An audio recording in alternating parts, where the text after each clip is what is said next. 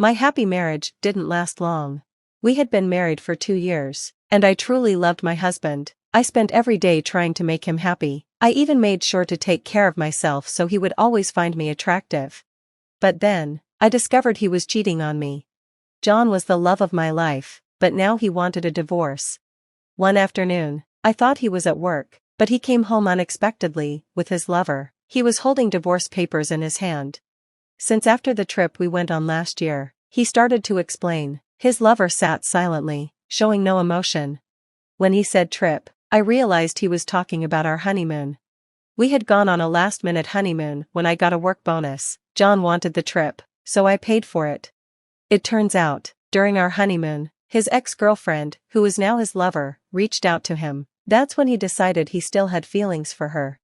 What are you talking about? That was our honeymoon, I said, shocked. There's no point talking about it now. I love her, and she loves me too, he replied coldly. I like you, but she's the one I truly love. You've got to understand. Understand? How could I? Did my feelings mean nothing to him? Then he sighed, as if he was tired of dealing with me. You'll find someone better, he said. You probably don't want to stay in this house anyway. We'll be living here, so pack your things and leave in about a week. It was like he was throwing me away, like I didn't matter anymore. John was the one who had asked me out. He was the one who proposed. Now, he was the one ending it all, without taking responsibility for anything. In that moment, all my love for him vanished. Without arguing, I signed the divorce papers. John and his lover left the house without a single apology. We'll come back next week, so be gone by then, he said casually as they left. I felt numb, like my heart had frozen. It all happened so fast that I didn't even cry.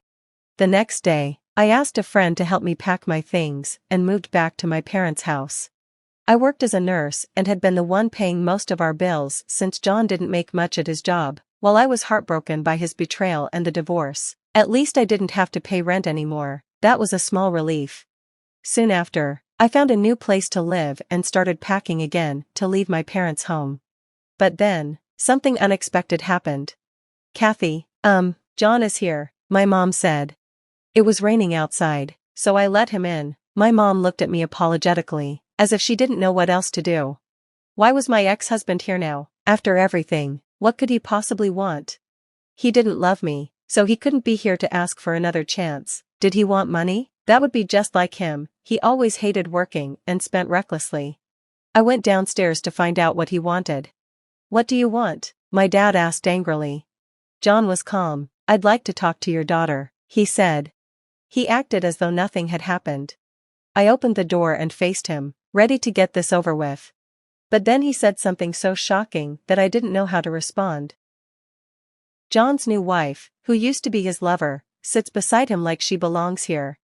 Why is she even here? This is my parents' house. What kind of person brings their mistress-turned-wife to their ex's family home? It's insulting, disrespectful, and downright crazy. Calm down, John says, as if I'm the one acting unreasonable. His attitude disgusts me, and she just sits there silently, as if this is normal. I don't have time for this, I say. Whatever you're here for, hurry up and get it over with. John gives me a sharp look, clearly annoyed by my tone. This is important. We haven't settled the division of property yet. I'm here to collect my share, he says. Of course, money, I should have known. John looks almost eager now. He really thinks he's about to get something big. Well, you're right, I say, keeping my face calm. I've been expecting this moment, so I'm ready. I grab my purse and hand him 30 cents. Here you go, this is your share. What? John and his wife stare at the coins in my hand, confused. What is this? He snaps, throwing the coins onto the floor. His wife finally speaks, her voice sharp. Are you joking? You call this property? Stop messing around. They're both furious, their faces bright red. This is all that's left of our savings, I say calmly. John's face twists in disbelief. He clearly expected more. There's no way. You had $200,000. Give me my 100,000 now, he yells, flailing his hands like a spoiled child. His wife nods along, glaring at me. I stare at him, completely stunned. Was this the man I married? Hurry up and give me the money, he shouts, his voice growing louder. Then he starts throwing things. knocking over furniture, completely losing control. I stand there, frozen, watching him unravel. This man, the one I once loved, has disappeared. No, this must be who he really is. His true colors are finally showing. I'm so glad I left him. Hearing all the shouting and crashing sounds, my dad, who had stepped out, and my brother, who just got home, came into the living room. Dad froze for a moment, stunned by the sight of John throwing a tantrum, but quickly stepped in. He grabbed John's arms and twisted them behind his back to stop him from wrecking the room further. I explained the situation to my brother, who's a lawyer. Since he already knew about the divorce, he understood immediately.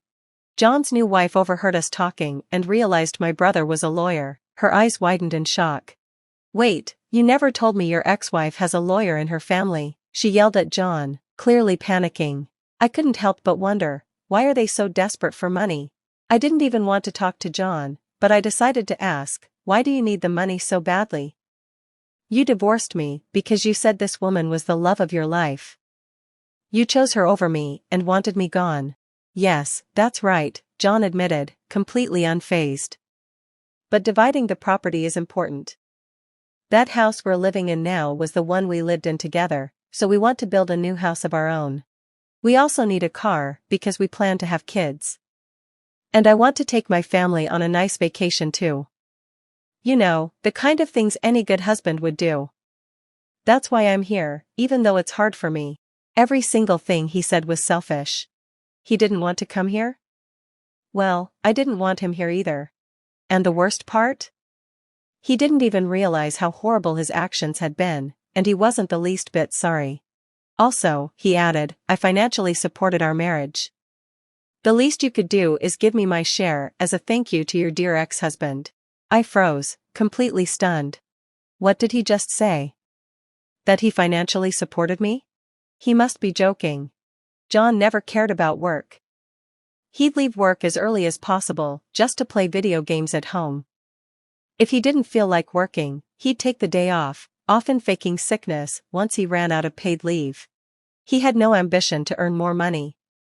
He relied on me entirely because I was a nurse and earned a good salary. Sure, once in a while, he'd toss me $100, but it wasn't enough to cover anything serious. Honestly, living with him was like living with a lazy, unemployed boyfriend who just crashed at my place. He didn't do any housework and never once thanked me for supporting him. And now, he had the audacity to claim he financially supported me? I couldn't believe it. I was beyond disappointed. You have no idea what you're talking about, I said coldly. If that's true, maybe you should give me back the 30 cents I just handed you. What are you even saying? He snapped, getting defensive. I turned to his wife, keeping my voice calm. And you thought you hit the jackpot when you heard about my savings, didn't you? Well, I have bad news for you. I stayed composed as they both glared at me, clearly fuming. At this point, my brother speaks up for me. Excuse me, he begins firmly. I'm Henry Thompson, and I'm a lawyer. I'll explain this clearly on my sister's behalf. Only the savings made during the marriage can be divided as property. Any money saved before the marriage belongs solely to the person who saved it. He looks directly at John and continues, my sister saved the $200,000 before your marriage. That makes it her personal property, and it's not subject to division. You, on the other hand, had only 60 cents left in your shared account. Your share is half of that, 30 cents. That's all you're entitled to, so there's no point in complaining. Henry's voice is calm, but leaves no room for argument. It seems my sister worked hard to save for your future, but I believe you spent everything on the woman sitting next to you. John and his wife are stunned into silence. But, John starts to argue, but Henry cuts him off. What I just said, I said as Catherine's brother. Now, allow me to speak as her attorney, he says. His tone sharpens. My client has requested compensation from you. Why haven't you paid it yet? It's true, I had asked for compensation after the divorce, but John had only paid part of it. I had been wondering why he hadn't paid the rest, so I officially asked Henry to step in. Although Henry is helping now, my actual lawyer is one of his colleagues. None of us expected John to show up today, so Henry is stepping in temporarily. With his calm but intense gaze, Henry stares down John and his wife. They fall silent. You were the one who had an affair and caused the divorce, Henry continues. It makes no sense for you to ask for any money. In fact, it seems you spent all the money my sister had saved for your new life. My sister's request is simple: return the total amount you owe her and pay the compensation you agreed to. That's impossible. John shouts. Honey, stop it. We can't push this any further, his wife whispers, trying to calm him down. John, however, stands up in anger and kicks the table. His wife grabs his arm, trying to hold him back. Henry stays calm, unfazed, and simply says the word, court. At that, John's anger deflates. He slumps down and starts explaining the truth. After our divorce, John lost his job. Since his new wife is unemployed too, they began borrowing money. Now, they're drowning in debt and can't pay the compensation they owe me. Desperate for money, they remembered my savings. They thought if they demanded a division of property, I'd hand over half of it. I sit there in shock, unable to speak, as John and his wife suddenly change their attitude. They start begging me for help. Next to me, Henry shakes his head, silently telling me not to listen to them. I feel no sympathy for John or his wife. I tell them they still have to pay back both the compensation and my savings. Then, I ask my brother and dad to escort them out. The past few hours have felt like a whirlwind. Once they're gone, my mom comes back into the room, sighing with relief, and starts tidying up. My dad, still furious, mutters about what a terrible man John is, while helping her. My brother rubs my back gently. You did nothing wrong, he says. What you did today, and even the divorce, you should feel proud of yourself. He reassures me, adding that we'll make sure John pays the compensation. He calls his colleague right away. Everyone at the law firm is behind you, he says with a warm smile. I slump into the couch and mumble, I'm so tired, Mom. You handled it so well, she says, hugging me tightly. How about we all go out for steak tonight to celebrate and relax? Her words bring comfort, and I melt into her arms. My dad and brother agree, and we have a wonderful family dinner that night. Later, with the help of my brother, his colleague, and their law firm, the compensation and my savings are finally returned to me. As for John and his wife, I hear they've been struggling. They haven't had any luck finding proper jobs and are now working multiple part-time shifts to make ends meet. It doesn't look like they'll be buying a house, a car, or going on vacations anytime soon. I've also noticed a change in their attitude. Whenever I see them on the street, they greet me politely. It's a small improvement, but seeing it gives me a sense of peace. As for me, life has changed for the better. I'm now in a steady relationship with the attorney who worked on my case.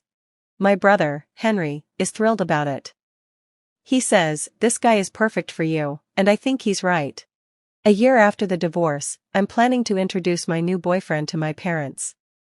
I know they'll be happy for me. Looking back, when John called his lover the love of his life, I didn't understand what he meant.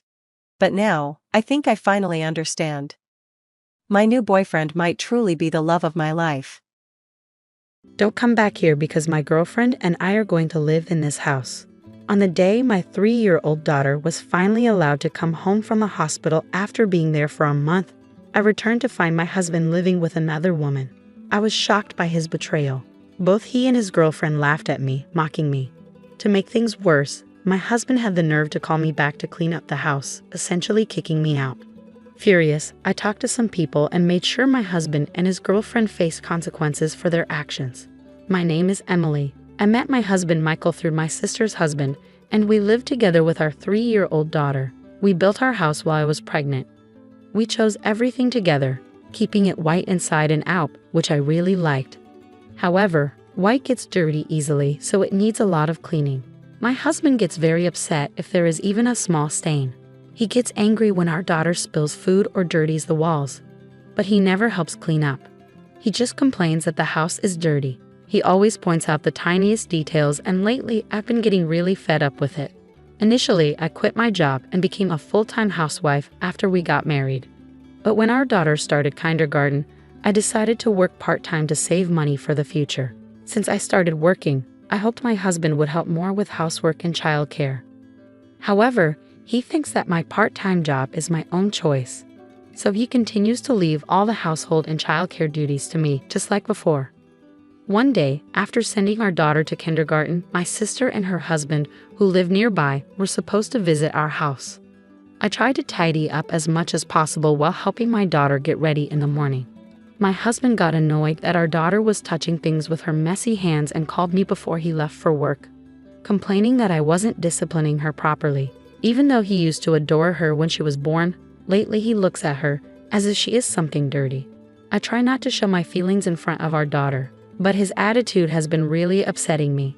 Because my husband complained, I was running late to take my daughter to kindergarten and rushed to get back home to meet my sister and her husband.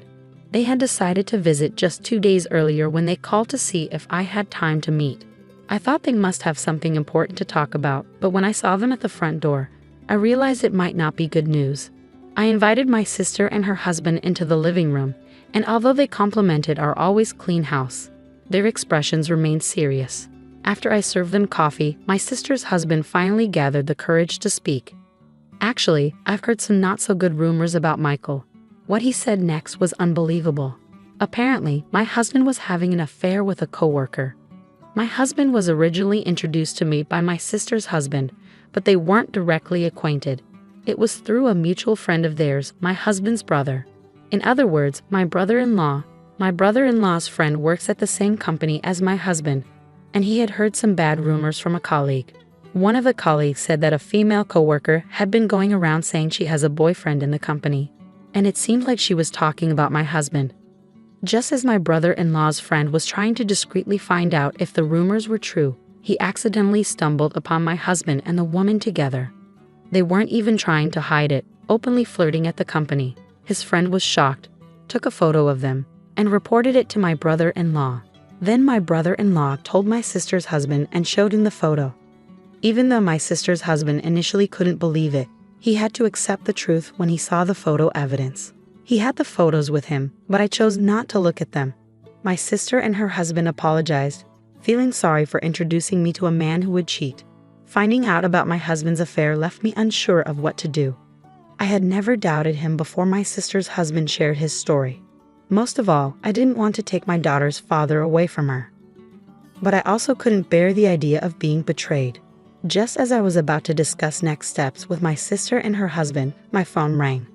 It was the kindergarten, informing me that my daughter had a high fever and needed to be picked up. It looks like my daughter is sick with a fever, so I needed to go pick her up. When I mentioned this, my sister and her husband, who had come by car, offered to come with me to get my daughter. The three of us went together to pick her up from kindergarten. When we got to the kindergarten, my daughter looked exhausted, and it was clear her illness was more serious than a common cold. Her cheeks appeared swollen, and her teacher mentioned that a classmate had MPS, raising concerns that my daughter might have it too. We hurried to the hospital and informed the reception about our suspicions regarding MPS, given her symptoms. They decided she needed immediate tests because there was a risk of complications. While waiting for the test results, I became anxious and tried calling my husband, but he didn't answer and didn't call me back. Soon after, we learned from the test results that my daughter had MPS and had developed meningitis. She was admitted to the hospital immediately and settled into a room. After getting an explanation about her hospitalization and seeing that she was asleep, I decided to go home to prepare for her stay. My sister and her husband offered to stay with her, so I called a taxi and headed home. Late at night, my husband finally returned my call. He sounded annoyed that I had called him while he was at work and said sharply, "Don't call me during work." I explained our daughter's condition, her fever, hospitalization, and meningitis diagnosis, but he didn't seem to grasp how serious it was. He responded dismissively, "You're with her at the hospital, so don't bother me with every little thing. I'll stay there for a while to be with her."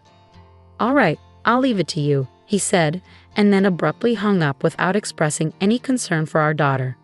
As a result, my daughter stayed in the hospital for over a month. During that time, my sister, her husband, my parents, and even my in-laws visited us frequently, worried about her. Surprisingly, my husband never visited once. When it was time for my daughter to be discharged, I asked my husband to pick us up, but he refused, claiming he was too busy with work. I shared this with my sister, and she and her husband offered to drive us home instead. On the day of my daughter's discharge, my sister's husband drove us home. It was a relief to see my daughter back to her normal self after such a long ordeal. However, when we arrived home, I noticed my husband's car in the parking lot, even though he was supposed to be at work. Through the window, I could see the silhouette of a woman inside. My sister and her husband also saw it and were furious, convinced it was his affair partner. I stopped them from barging in, left my sleeping daughter with them in the car, and went inside alone. When I entered the living room, I saw a woman standing close to my husband, just as I had seen from outside the window. When my husband noticed me, he quickly moved away from her. But it was already too late. I had seen everything. "Hey, I'm back. Who's this?" I asked him. Instead of answering, my husband stepped in front of the woman as if to shield her from me. Ignoring my question, he demanded, "Why are you here?" I couldn't believe it. He had forgotten the day our daughter was supposed to come home from the hospital. "I told you today was the day she's getting out of the hospital," I insisted. "No way. You said it was tomorrow. You tricked me into coming back today." My husband's response made it clear he had been so focused on bringing his mistress home that he forgot about our daughter. The woman peeked around my husband, looked at me, and smirked. Then she remarked to him, "Is this your wife?" What a chubby old lady. Hearing that, my husband's attitude hardened as he declared, "Yeah, I've got a young and cute girlfriend now. We decided to live here together, so don't come back." He put his arm around his mistress, as if to emphasize their relationship. I recalled the moment my sister's husband had revealed the affair to me. Despite my initial hesitation about divorce, witnessing my husband's behavior during our daughter's hospitalization shattered any remaining love I have for him. He hadn't visited our daughter even once in the hospital, leaving me to handle everything alone while he took advantage of my absence to spend time with his mistress in our home. I had taken time off from my part-time job and was exhausted from running between the hospital and home. Instead of supporting me during this difficult time, he was flaunting his new relationship and demanding I stay away from our own house. I was forced to clean up after my husband and his mistress, who had the audacity to tell me not to come back home.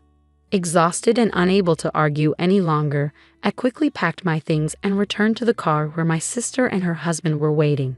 As I left, my husband and his mistress laughed at me. In the car, I shared what had happened with my sister and her husband.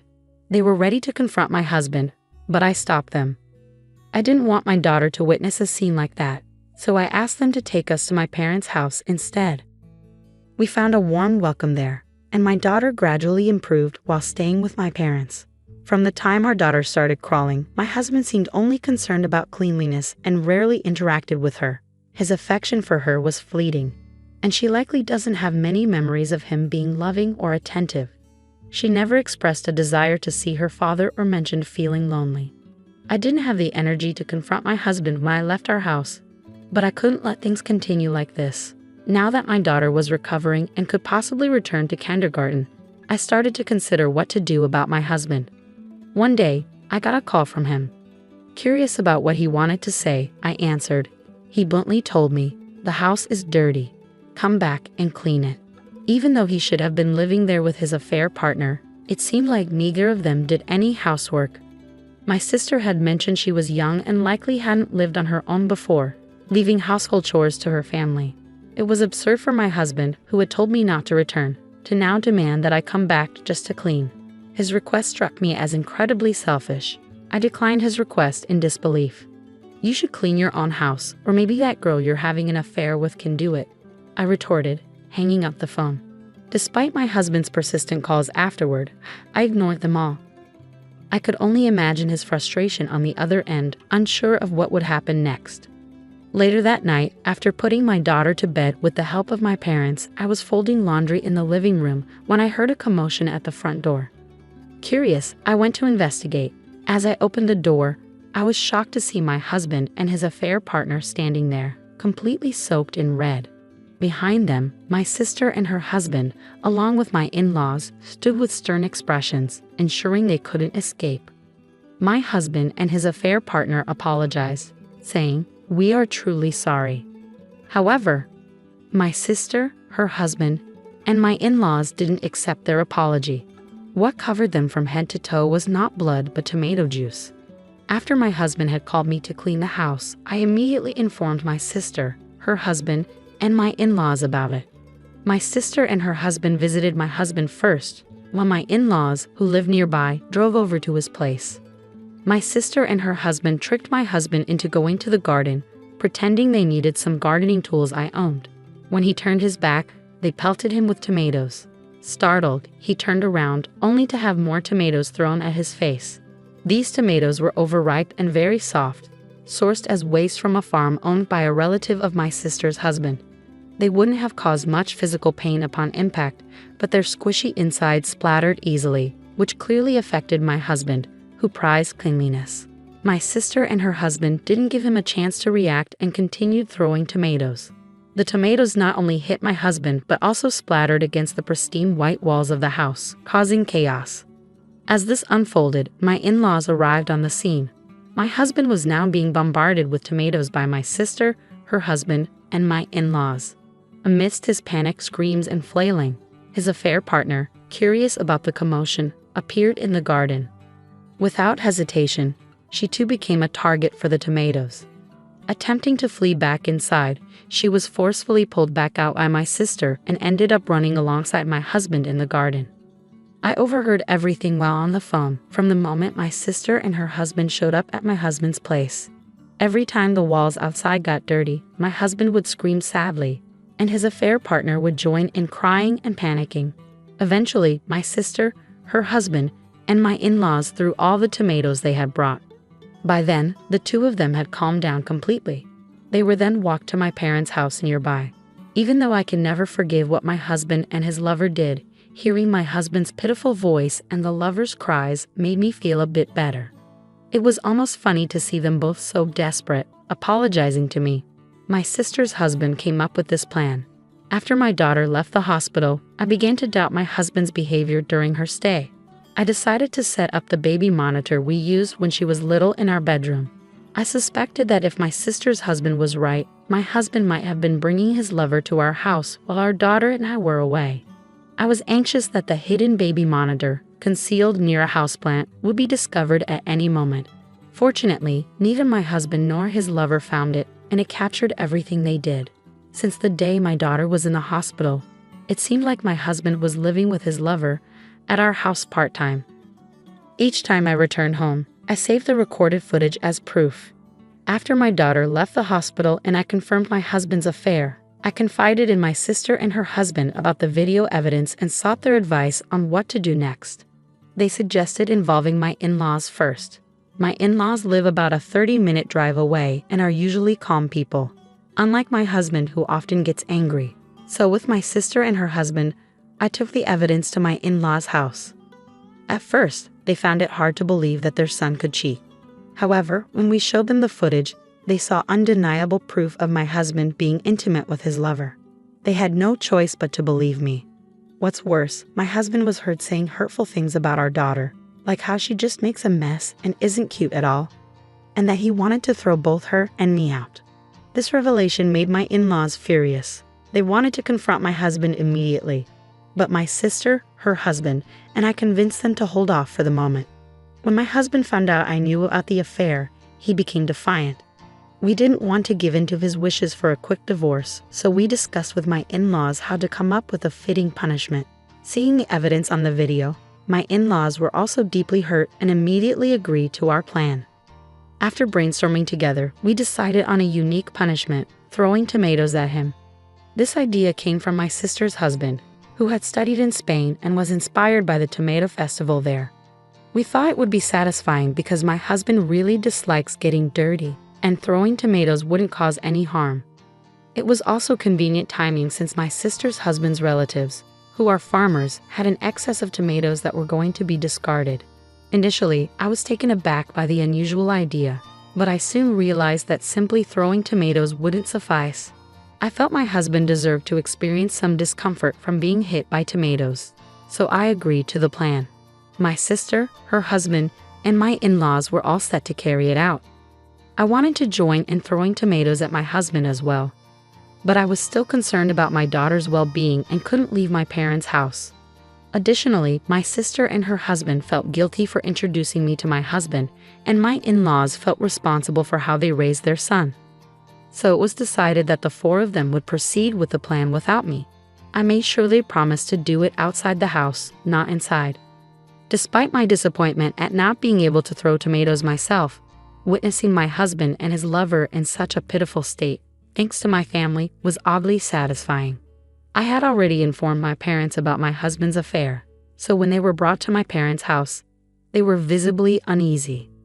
I threw the divorce papers at my husband without looking him in the eye and said firmly, "Let's get divorced. I have all the evidence of your affair. You'll also need to pay child support." Upon hearing the mention of child support, the lover reacted with disbelief. It seemed she had been imagining marrying my husband, becoming a housewife, and living comfortably. Realizing that child support payments could burden her financially, she began denying any involvement, claiming, "I have nothing to do with this man." That's when I mentioned the footage from the baby monitor. At this point, the lover argued that it was an invasion of privacy, and my husband backed her up, threatening legal action against me. However, my in-laws, along with my sister and her husband, scolded them harshly. Still shaken from the tomato incident, both of them fell silent quickly. When I reiterated to my husband that he needed to agree to the divorce, he reluctantly began to complain. "I've been supporting you all this time, and as a housewife, you should obey your husband. You can't even clean properly. You were a useless wife. It's only natural that I cheated on you," my husband sarcastically remarked, mocking the idea of a part-time working mother being able to support herself. However, there was a reason why I decided to return to my parents' house this time. It wasn't just because my parents and my sister and her husband welcomed me back, but also because I was offered a full-time position at my part-time job. When I informed my husband about this opportunity, he clicked his tongue in frustration. That's when I made it clear to him that my daughter and I would never return to that house again. Predictably, my husband started complaining about who would clean the walls of the house. But ultimately, it was his infidelity that caused all of this, and he was entirely at fault. When he demanded that I pay for cleaning the exterior, my in-laws had had enough. They disowned him right then and there for bringing up such trivial matters at this point. After being disowned by my in-laws, my husband unexpectedly proposed to his mistress. Covered in tomato and feeling humiliated, she had lost all affection for him, and the idea of paying child support added to her rejection. She bluntly told my husband, "I'm not interested in a man without money," leaving him stunned. Under our stern gazes, my husband reluctantly agreed to our divorce. We informed them that we would continue discussions through our lawyers, and then we sent my husband and his mistress away.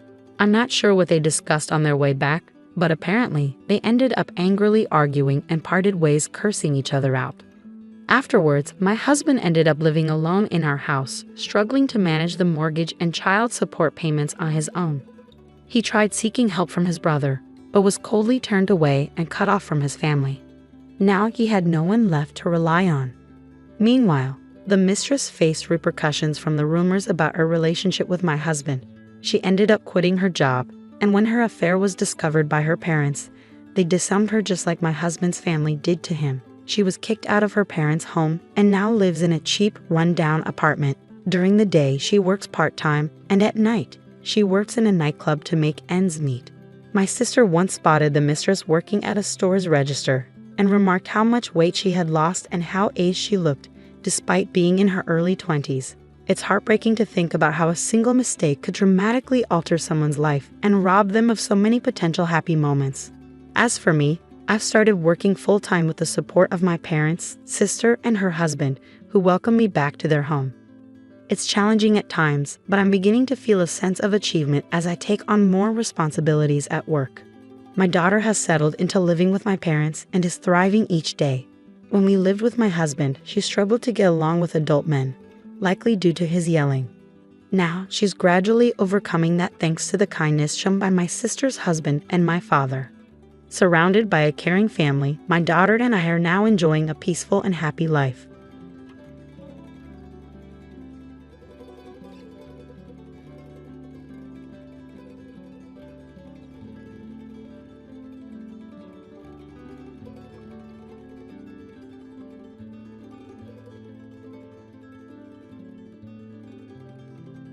I wasn't really searching for love at 28. I was too focused on my career as a rising star at my finance firm. Spreadsheets were my love language, and my cubicle felt more like home than any bar or dating app could ever offer. Then came Sarah's rooftop party. Sarah, my coworker and best friend, had a talent for pulling me out of my comfort zone. This time, the crowd was a mix of artists, musicians, and a few familiar faces from the office. That's when I spotted him. He was engaged in a playful debate with another guy about the best way to restore a brick building. Tall and lean, with kind eyes and tousled dark brown hair, he wore a weathered leather jacket over a faded band t-shirt, definitely the opposite of my usual buttoned-up crowd. Yet something about him intrigued me. "So, you think slapping a fresh coat of paint on history is a good idea?" he asked, a playful smile on his lips. The other guy, a stocky dude with a shaved head, rolled his eyes. "Hey, it preserves the structure, right?" "Yeah, but it erases the character," he countered. "The cracks and the wear, that's what tells the story." I found myself inching closer, drawn to their easy banter. Just then, Sarah appeared beside me, a mischievous glint in her eyes. "Amelia, this is Mark," she said, nudging me forward. "Mark, this is Amelia, the spreadsheet wizard I told you about." Mark's smile widened as he took me in. "Spreadsheet wizard, huh? Sounds impressive." "It pays the bills," I replied, feeling a blush creep up my cheeks. "But I can hold my own in a conversation that doesn't involve amortization schedules." I winked at Sarah, who chuckled. "Challenge accepted," Mark said, his voice warm and inviting. "So, Amelia the spreadsheet wizard, what do you think about preserving history?" We ended up talking for hours about everything and nothing. He was an architect passionate about breathing new life into old buildings, while I shared stories of my crazy hours at the firm and the thrill of closing a big deal. The conversation flowed effortlessly, and before we knew it, we found ourselves standing by the railing overlooking the glittering city skyline. The cool air sent goosebumps prickling down my arms. "This is fun," I admitted, surprised by the slight tremor in my voice. "Yeah," he agreed, his gaze fixed on the city below. "I wouldn't mind doing this again sometime." "Me neither," I blurted out, unable to overthink it. Our first official date was a dinner with Mark's parents, Martha and Arthur, at a fancy restaurant. The conversation flowed easily at first, revolving around wedding plans, the beautiful old library venue I had booked, and the expensive organic caterer I was stressing over. Then, things took a strange turn. Mid-bite of her lobster bisque, pronounced with a peculiar accent, Martha suddenly fixed me with a steely gaze. "So, Amelia," she said, dabbing her lips with a napkin, "Mark tells me you work in finance." "Yes, I'm a financial analyst at a large firm downtown," I replied, unsure where this was heading. "Analyst, huh? Sounds important," Arthur chimed in, his booming voice filling the table. Mark, who had been mostly quiet, cleared his throat. "Dad, come on, that's not what we're talking about."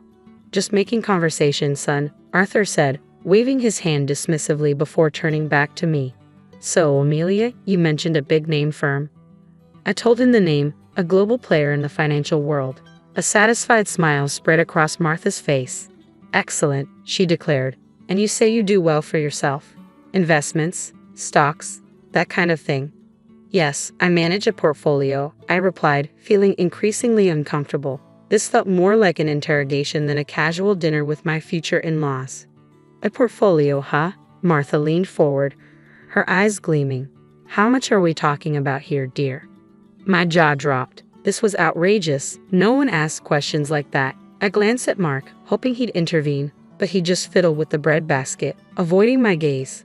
"That's really personal information, Mrs. Miller," I said, forcing a smile. "Oh, come on, honey," Martha huffed. "We're practically family now. Isn't that right, Mark?" Mark mumbled something non-committal, his cheeks flushed. I decided to take control of the situation. "Look," I said, trying to keep my voice steady, "money isn't everything. Mark and I love each other, and that's what matters most." "Love is great, sweetheart," Arthur chimed in again, "but let's face it, love doesn't pay the bills." I took a deep breath. This dinner was turning into a disaster. "Maybe we should stick to talking about the wedding," I suggested, desperately trying to redirect the conversation. The following morning, I called my grandma right after I got off the phone with her. As I recounted the awkward dinner with Mark's parents, a wave of doubt washed over me. Her words about greedy and selfish people echoed in my mind, but I dismissed them. Grandma could be a bit old-fashioned at times. Sure, Martha and Arthur were blunt, but they genuinely seemed happy for us. Maybe they just struggled to express their emotions. Fast forward a few months, and the wedding planning was in full swing. Every detail, from the venue to the flowers, felt like pulling teeth. Whenever money came up, Mark would give a sheepish shrug and say, "Work's been a bit tight lately." His parents, bless their hearts, kept offering suggestions, cheaper venues outside the city, a family friend who could cater at a discount, which really meant they'd barter for vegetables from their neighbor's garden. In the end, I found myself footing most of the bill. Mark, ever the charmer, would say things like, "You're amazing, honey," handling everything like a champ. But his lack of financial contributions started to grate on me. Finally, the big day arrived. It was beautiful. The weather cooperated, the food was delicious, and most importantly, Mark and I said, "I do." The only sour note was Grandma. After the ceremony, she pulled me aside, her wrinkled face etched with concern. "Amelia, honey," she said, her voice low, "be careful with those in-laws of yours. They don't have your best interests at heart."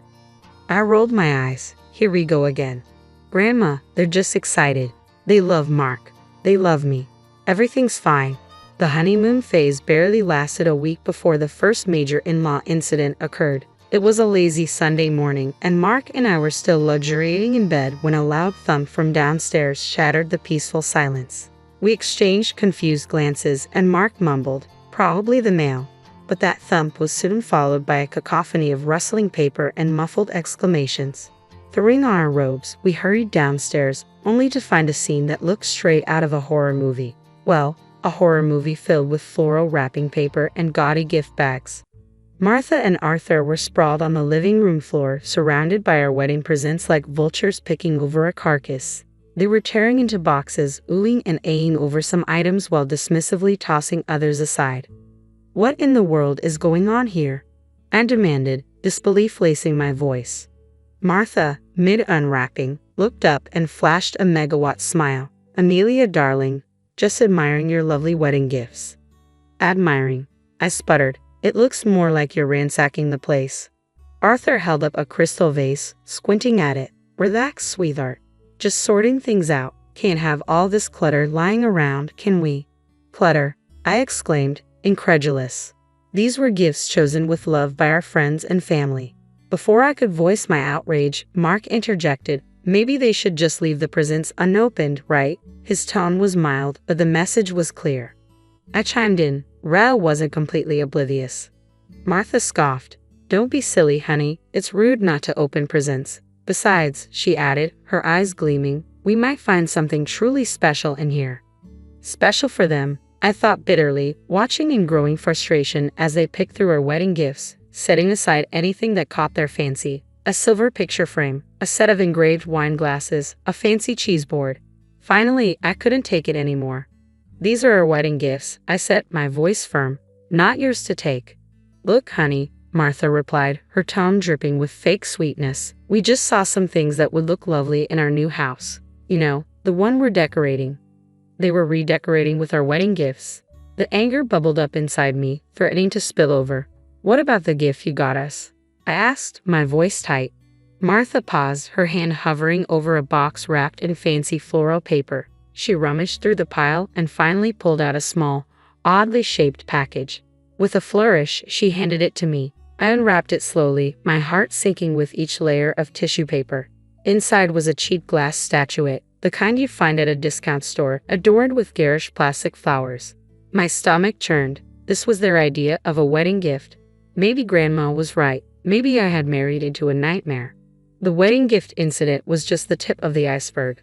Martha's shopping sprees became a regular occurrence. She'd call, all chipper, asking me to join her for a girls' day out. But it was really just code for me being her unpaid personal shopper. We'd browse stores, and inevitably, Martha would find something she absolutely had to have. At checkout, she'd do this weird shuffle with her purchases and mine, muttering about forgetting her wallet and how inconvenient it was to have separate bags. By the time the cashier figured it all out, I'd be stuck paying for both our stuff. Arthur wasn't much better. Weekends were his prime visiting time. He'd waltz in unannounced, plop himself down on the couch, and proceed to spend the entire day glued to the TV, inhaling whatever snacks I had on hand. When I finally mustered the courage to ask him why he spent so much time at our place, he looked at me with a straight face and said, "Saves money on groceries and electricity, doesn't it?" The audacity of the man. Did he think we were running a charity? Mark, ever the peacekeeper, just rolled his eyes and muttered something about Dad needing some company. But the birthday dinner was the final straw.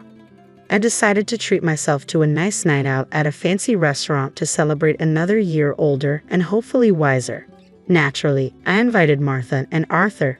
A big mistake. The menu was a bewildering array of French names and unfamiliar ingredients, but undeterred, Martha and Arthur ordered the most expensive dishes, pronouncing them with a confidence that masked their complete lack of knowledge. Halfway through the meal, Martha pushed her plate away, declaring that the escargot was too slimy. Arthur, meanwhile, choked on a mouthful of bouillabaisse, spraying saffron broth across the table.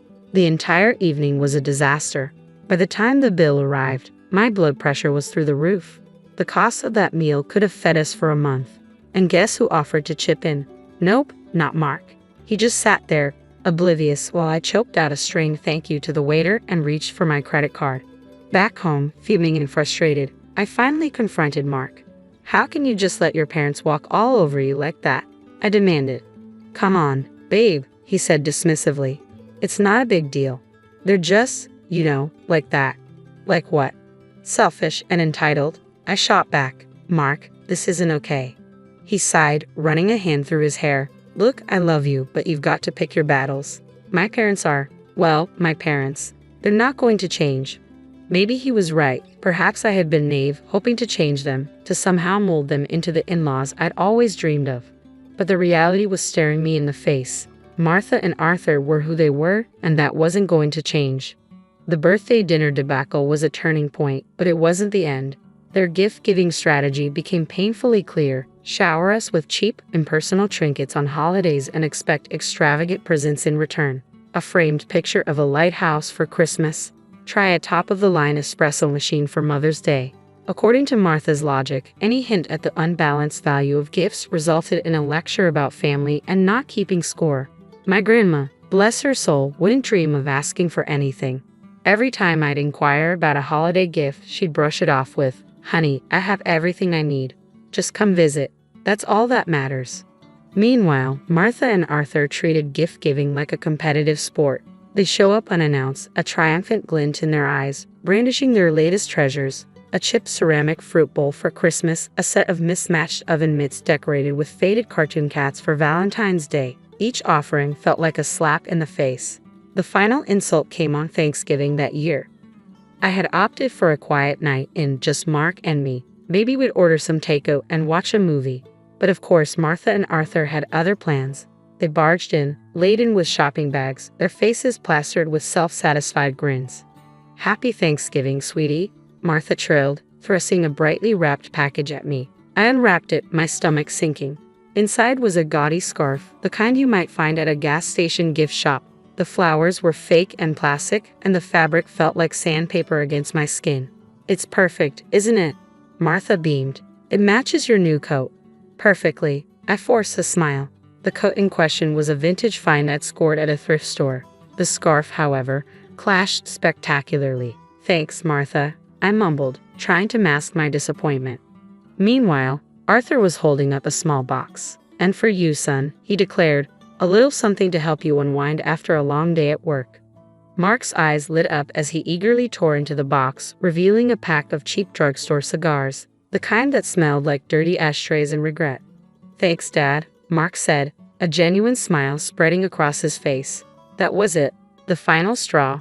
Here I was, staring at a birthday gift that insulted my taste and a husband who seemed more excited about a pack of drugstore cigars than his wife's well-being. Anger simmered inside me, threatening to boil over. But instead of exploding, I did something completely unexpected. I took a deep breath, forced a smile, and thanked them for the lovely gifts. A glimmer of hope arrived with my work performance. I landed the coveted quarterly award and a hefty bonus that practically screamed, "Celebrate." Venice, with its romantic canals and rich history, had always been a dream destination, Knowing I spoke fluent Italian sealed the deal. This trip would be a chance to reconnect with Mark and escape the suffocating grip of his parents for a while. Except news travels fast, especially bad news to eager ears. Upon learning of our travel plans, Martha and Arthur descended like hungry vultures. Venice, huh? Martha said, her eyes gleaming with a disturbing avarice. Sounds delightful. Always wanted to see those gondolas up close. Actually, I interjected, trying to be polite, this trip is just for Mark and me. A little romantic getaway. Arthur scoffed. Come on, Amelia, don't be selfish. We've never been to Europe, let alone Venice. Think of the pictures. Pictures.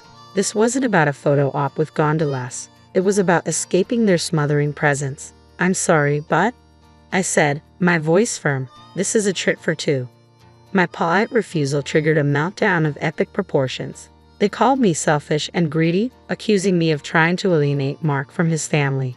The worst part, Mark, ever the peacekeeper, didn't stand up for me. Instead, he mumbled something about maybe they could come along and that it wouldn't be that bad. That's when I realized this wasn't just about a trip anymore. This was about boundaries, respect, and whether our marriage could survive his parents' constant intrusion.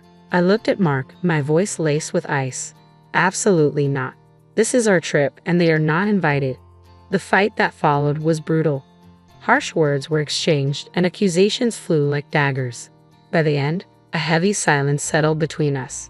We retreated to opposite ends of the apartment, a cold war brewing in our once happy home. Days blurred together, and the silence in the apartment was a constant reminder of the chasm that had opened between Mark and me. I didn't call his parents. The mere thought of their entitled whining made my stomach churn. Mark remained in his self-imposed exile. The only communication between us was a muted good morning in the kitchen each day. Then, on a random Saturday morning, I woke up to an empty apartment and a sinking feeling in my gut. My phone buzzed on the nightstand, the notification sound grating on my nerves. Glancing at it, my blood ran cold. Airline ticket confirmations, 3 of them to Venice, purchased from my account. Panic clawed at my throat. No, it couldn't be. But as I scrolled through the confirmations, the sickening truth settled in. Mark, with the audacity of a seasoned thief, had used my trusted access to our bank account to book not only his own ticket to Venice but 2 more for his precious parents. Hotel reservations were also courtesy of my hard-earned money. It confirmed my suspicions. He'd gone behind my back, completely disregarding my feelings, and booked a vacation for himself and his leech-like family with my money. The anger, hot and furious, burned away any remaining affection I had for him. My fingers flew across the screen, canceling the return flights and hotel rooms. Next, with steely resolve, I revoked Mark's access to my bank account. It was a small act of defiance in the face of their colossal selfishness. A few hours later, my phone erupted with a call. Mark's name flashed on the screen, but I let it go to voicemail. The notification arrived a moment later, his voice laced with panic and fury. Amelia, where the hell are you? We're supposed to be checking into the hotel. What did you do with the tickets? I deleted the message without listening. Then came a barrage of texts from both Mark and Martha, a mix of demands, accusations, and veiled threats. Mark's final message sent a dark chill rippling through me. If you don't give me back access to the account and get us on that damn plane, Amelia, we're done. Consider this your divorce notice. With newfound clarity, I started making my own plans. I contacted a lawyer, and with each step toward independence, the weight lifted from my shoulders. Mark's divorce notice might as well have been a gift. I didn't wait for him to waltz back in with his tail between his legs. Packing was cathartic. Clothes went into suitcases, knickknacks into boxes. But the gifts from Martha and Arthur, those gaudy trinkets and mismatched sets, I left untouched. I lined them up on the living room floor, a garish monument to their selfishness. A final act of defiance before I slammed the door shut on that chapter of my life. Brita's house, with its familiar scent of cinnamon rolls and worn furniture, felt like a warm hug. Tears streamed down my face as I recounted the entire ordeal, the hurt and anger spilling out like a dam breaking. Brahma listened patiently, a sad smile on her lips. I told you, honey, she said softly, her voice laced with a hint of I told you so, but mostly concern. Sometimes you've got to learn things the hard way. I know, I said, newfound determination settling in my voice. Maybe this is a good thing. Now I know what to look for, what to avoid.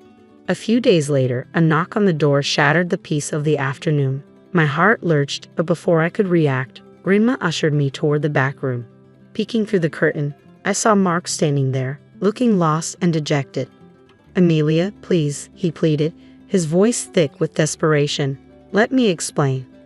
Grandma opened the door a crack, her expression unreadable.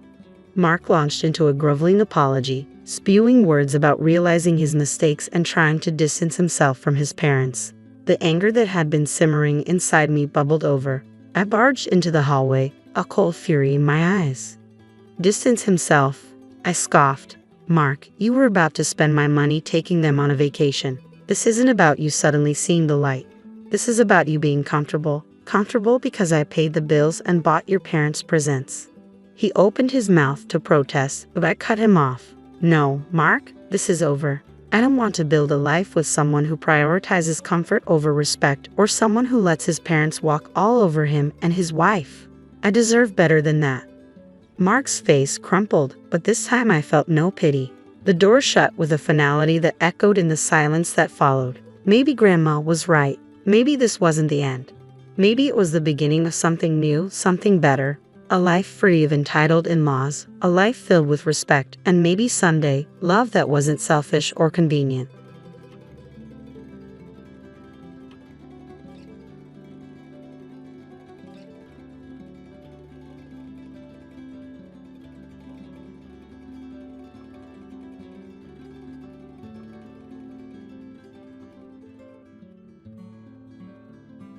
Hello, I'm Ingrid, and I'm 27 years old.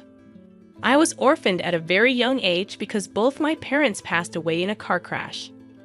They didn't have any family to look after me, so I was put into an orphanage. I was there for about 3 years before my parents adopted me.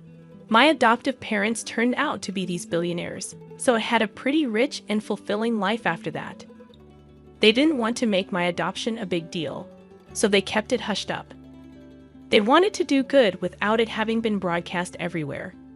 When I turned into an adult and had my own place, the two of them decided that they wanted to expand their business further and took to touring Europe in search of opportunities. It was around this time that I met Patrick, my now ex-husband.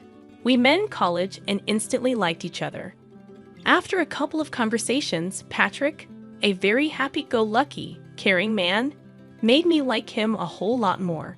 Our dates led to us becoming an official couple. We had the perfect relationship, although there was one problem. It was no secret that Patrick's family did not like me. The first time I met them, Patrick and I had just graduated college. He waited to introduce me to his parents until we were both well settled in our lives. By that, I mean that we were both working good jobs. Patrick had warned me that his parents tended to be a little judgmental when it came to their children's significant others, and he wanted me to make the best impression I could. I didn't mind, but meeting the parents was nerve-wracking for me. By the time Patrick introduced me to his parents, we had been dating for a good 4 years. In those 4 years, we also got engaged, so I guessed that, in itself, it was going to be a problem for his parents, considering they never even got to know me as his girlfriend. I remember freaking out about it with Patrick the day before we were supposed to meet his parents. "They're going to hate me, Patrick." "They won't, I promise you. Do you not think that they'll be shocked to find out that we're engaged?" "Well, yeah, but I don't think it will be that big of a deal." "Are you being serious right now?" "You were scared about introducing me to them because you know how judgy they are, and you think introducing me as your fiancé is not going to make them judge me even more." "Look, even if they do, will what they say really matter?" "It won't to me, but I don't know about you. You always seem so careful about them." "I promise you that it won't affect or matter to me at all, Ingrid." "All right, if you say so. But do you think maybe we should just not tell them we're engaged, and then, like a month or so later, we should tell them? Will that make you feel any better about this whole thing? Because I have no problem with either of the options. I think we should hide it just in case. I'll do anything to get on that good side. You have nothing to worry about. I'll be there with you no matter what. Thanks, sweetie." The only reason I had been freaking out so much was that whenever I suggested that Patrick tell his parents about me, he would make a whole fuss about them not going to approve of me. Now, at this point, I began to kind of understand why. You see, Patrick's family were pretty rich, and they loved to live lavishly. They wanted that for their children as well, and the only way they accepted their children dating was if they also mingled with people who were as rich or even richer than them. The way I was living back then was by no means rich according to their standards. I hadn't told Patrick about my family because I didn't see the point of it. Plus, by the time I figured out why he was so adamant about not letting me introduce myself to his parents, I felt like it was even more unnecessary for them to know just who my father was. I wanted them to like me for me and not for my money. I naively believed that they would like me that way, but oh boy was I wrong. We decided to meet Patrick's parents at a fine dining restaurant. At that time, Patrick held my hand as we walked in. I wore my engagement ring on my necklace because I wanted to keep it on me without actually drawing any attention to it. When we got to our table, his parents already looked upset. Patrick told me to expect that because they were big sticklers about time. When we had arrived exactly 2 minutes late, well, we were already off to a bad start. His parents gave me a once-over and twisted their faces into disgust. They proceeded to ignore me for a little while as they made conversation with Patrick.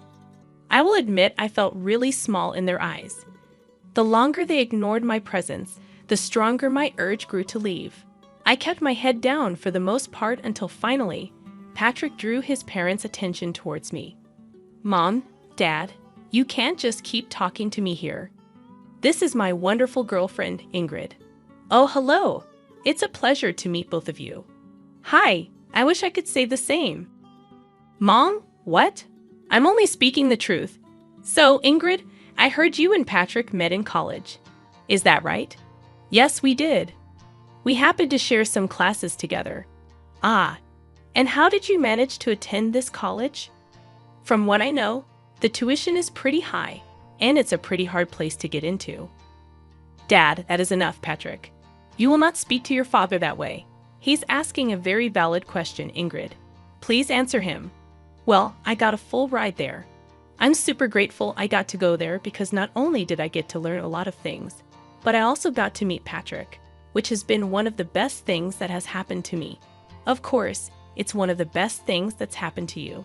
He's loaded, and you need that kind of money. At least you have some brains because your looks aren't all that good. You know what? That's enough. We're leaving." "Come on, Ingrid." Patrick grabbed my hand, and we walked out. I was in shock at the way that his parents had treated me. I couldn't believe that people could be so mean so openly and to the person's face. I was in too much shock to even feel anything. The car ride back home was silent because Patrick was fuming. When we reached home, Patrick made it a point to make sure that I was doing okay. But truthfully, at the moment, I really did not know how to feel. I had dressed up nicely and made sure that I sat properly as well. I didn't order anything expensive, but somehow, without me even saying a word, Paula and Marley made their judgment about me. Patrick didn't speak to his parents for a while after that. They texted him and told him that we had been very disrespectful by walking out on them during lunch. Patrick didn't respond to that and only texted them about a month later to tell them that he had gotten engaged. His parents weren't too happy about it, but Patrick threatened them with no contact if they said or did anything against me. They offered to pay for our wedding on the condition that they got to make all the decisions regarding it. Obviously, neither Patrick nor I wanted that, so we decided to do the next best thing, elope. My parents were in Europe, and they knew about me eloping. They were just happy that I was happy. And they did send Patrick and me a gift. Patrick did raise his brows at how they sent us a pretty expensive painting as a gift. But I just brushed it off as them having enough money to spend it on that. After getting married, we next met Paula and Marley at a party that they had hosted. They invited us to celebrate their anniversary. Truth be told, I was actually pretty happy that they had invited me despite the dislike they held for me. When we got there, I was ignored by everyone. If you think being ignored by 2 people was embarrassing, being ignored by about 30 people was even worse. I hung by Patrick's side for the most part, but nobody even tried to talk to me.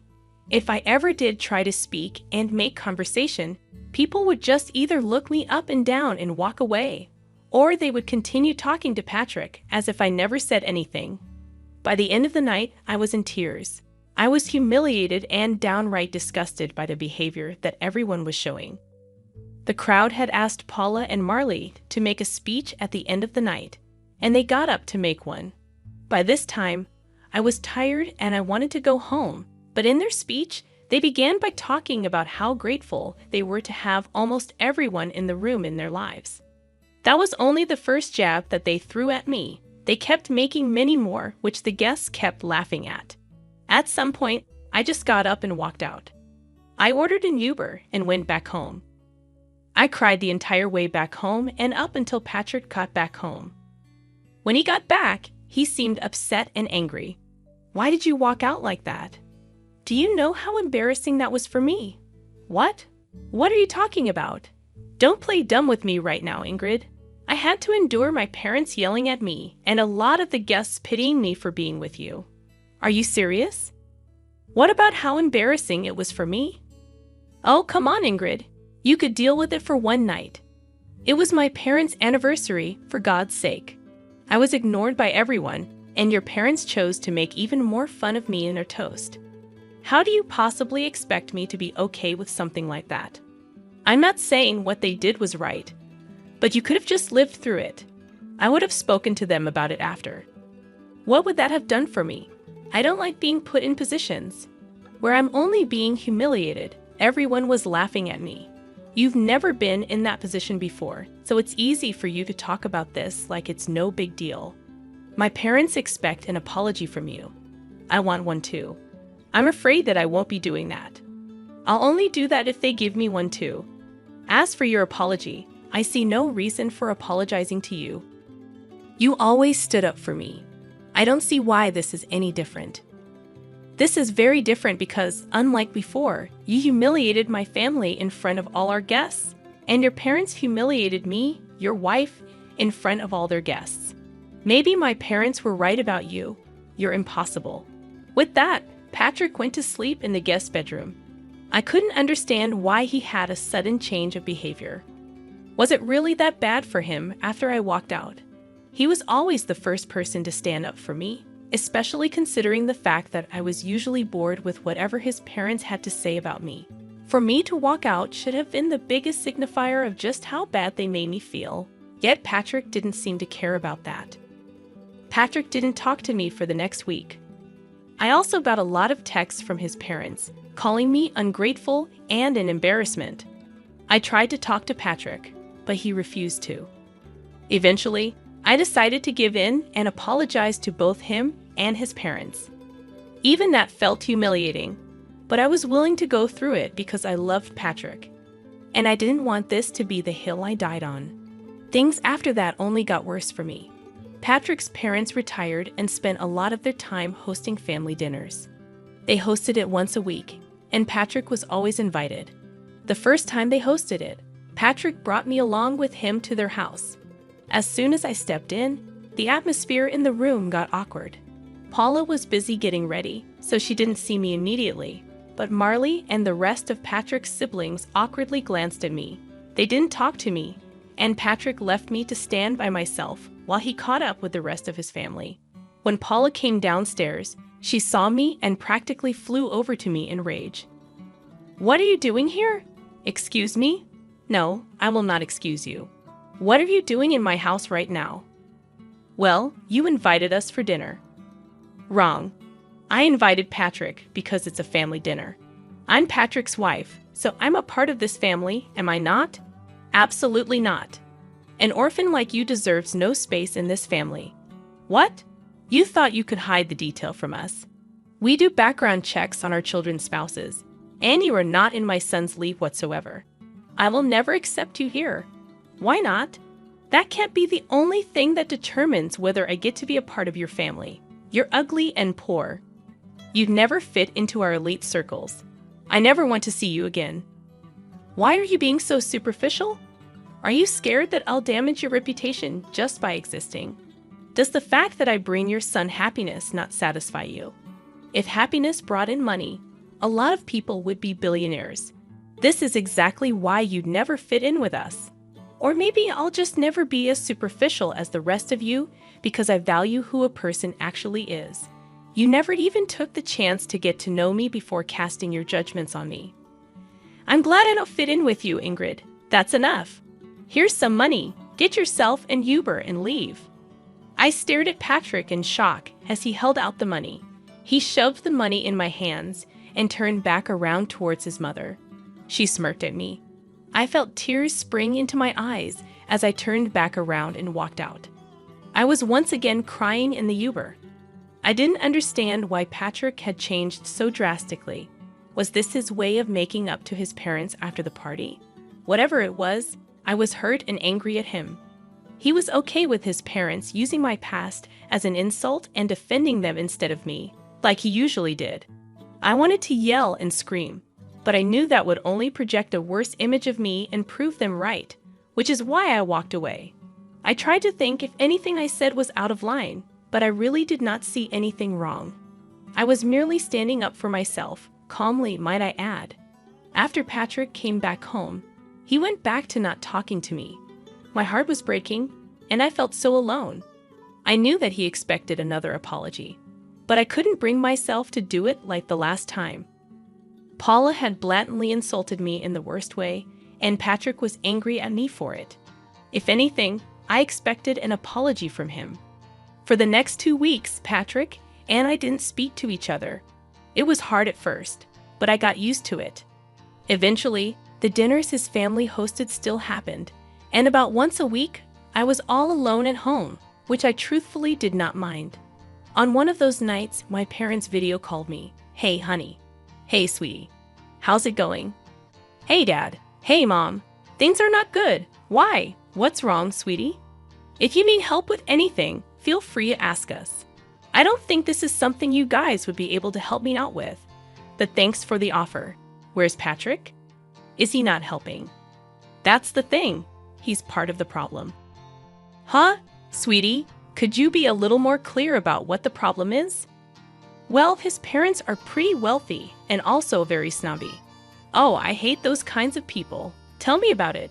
Anyways, they thought that I was some poor girl who could never live up to their standards and fit into their elite circles.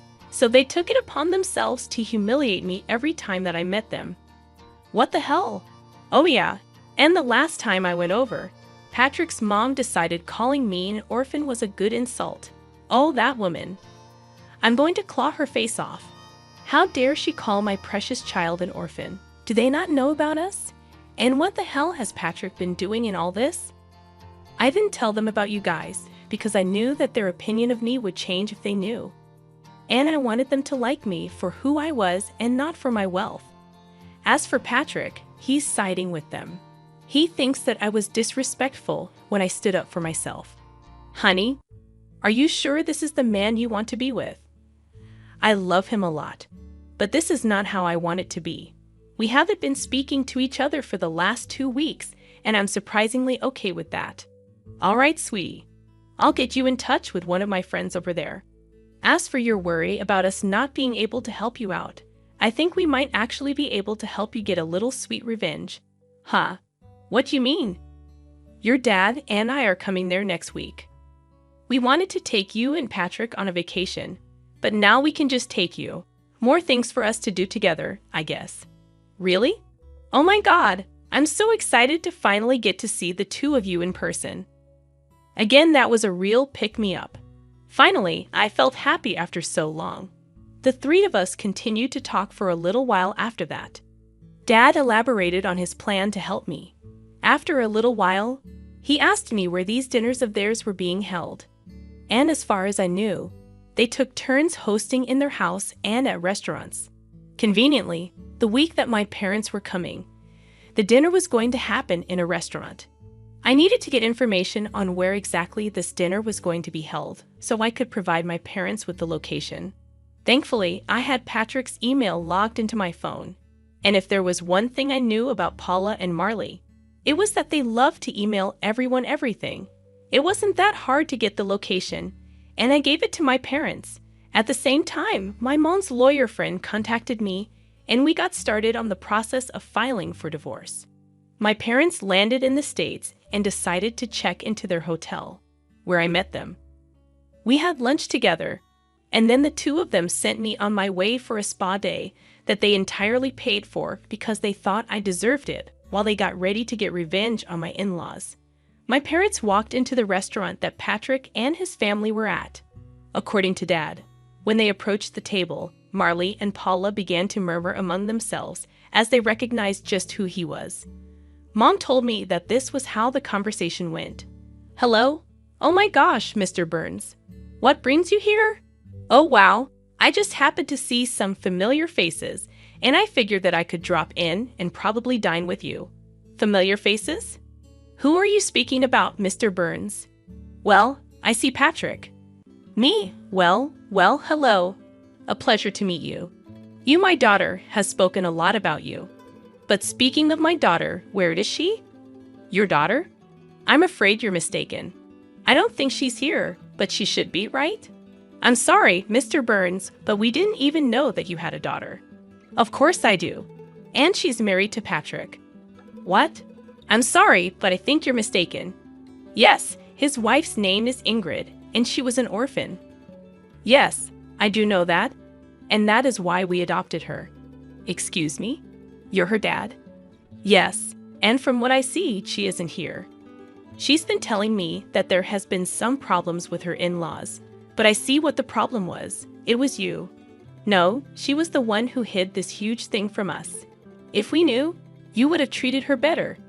She didn't want you to treat her nicely because of her background. Oh well, she did ask me to hand this over to Patrick. My dad handed Patrick the divorce papers and walked out. After that, it only took a couple of phone calls for a lot of investors to pull away from Marley's business. They were quickly crashing, and nothing was more satisfying than watching them crumble down to the levels that they made fun of. I got a lot of texts from all Patrick's family, calling me a bunch of nasty names while some of them begged me to talk to my dad and reverse what he had done. Patrick thankfully signed the divorce papers without any hassle. My parents and I went on a long vacation after that.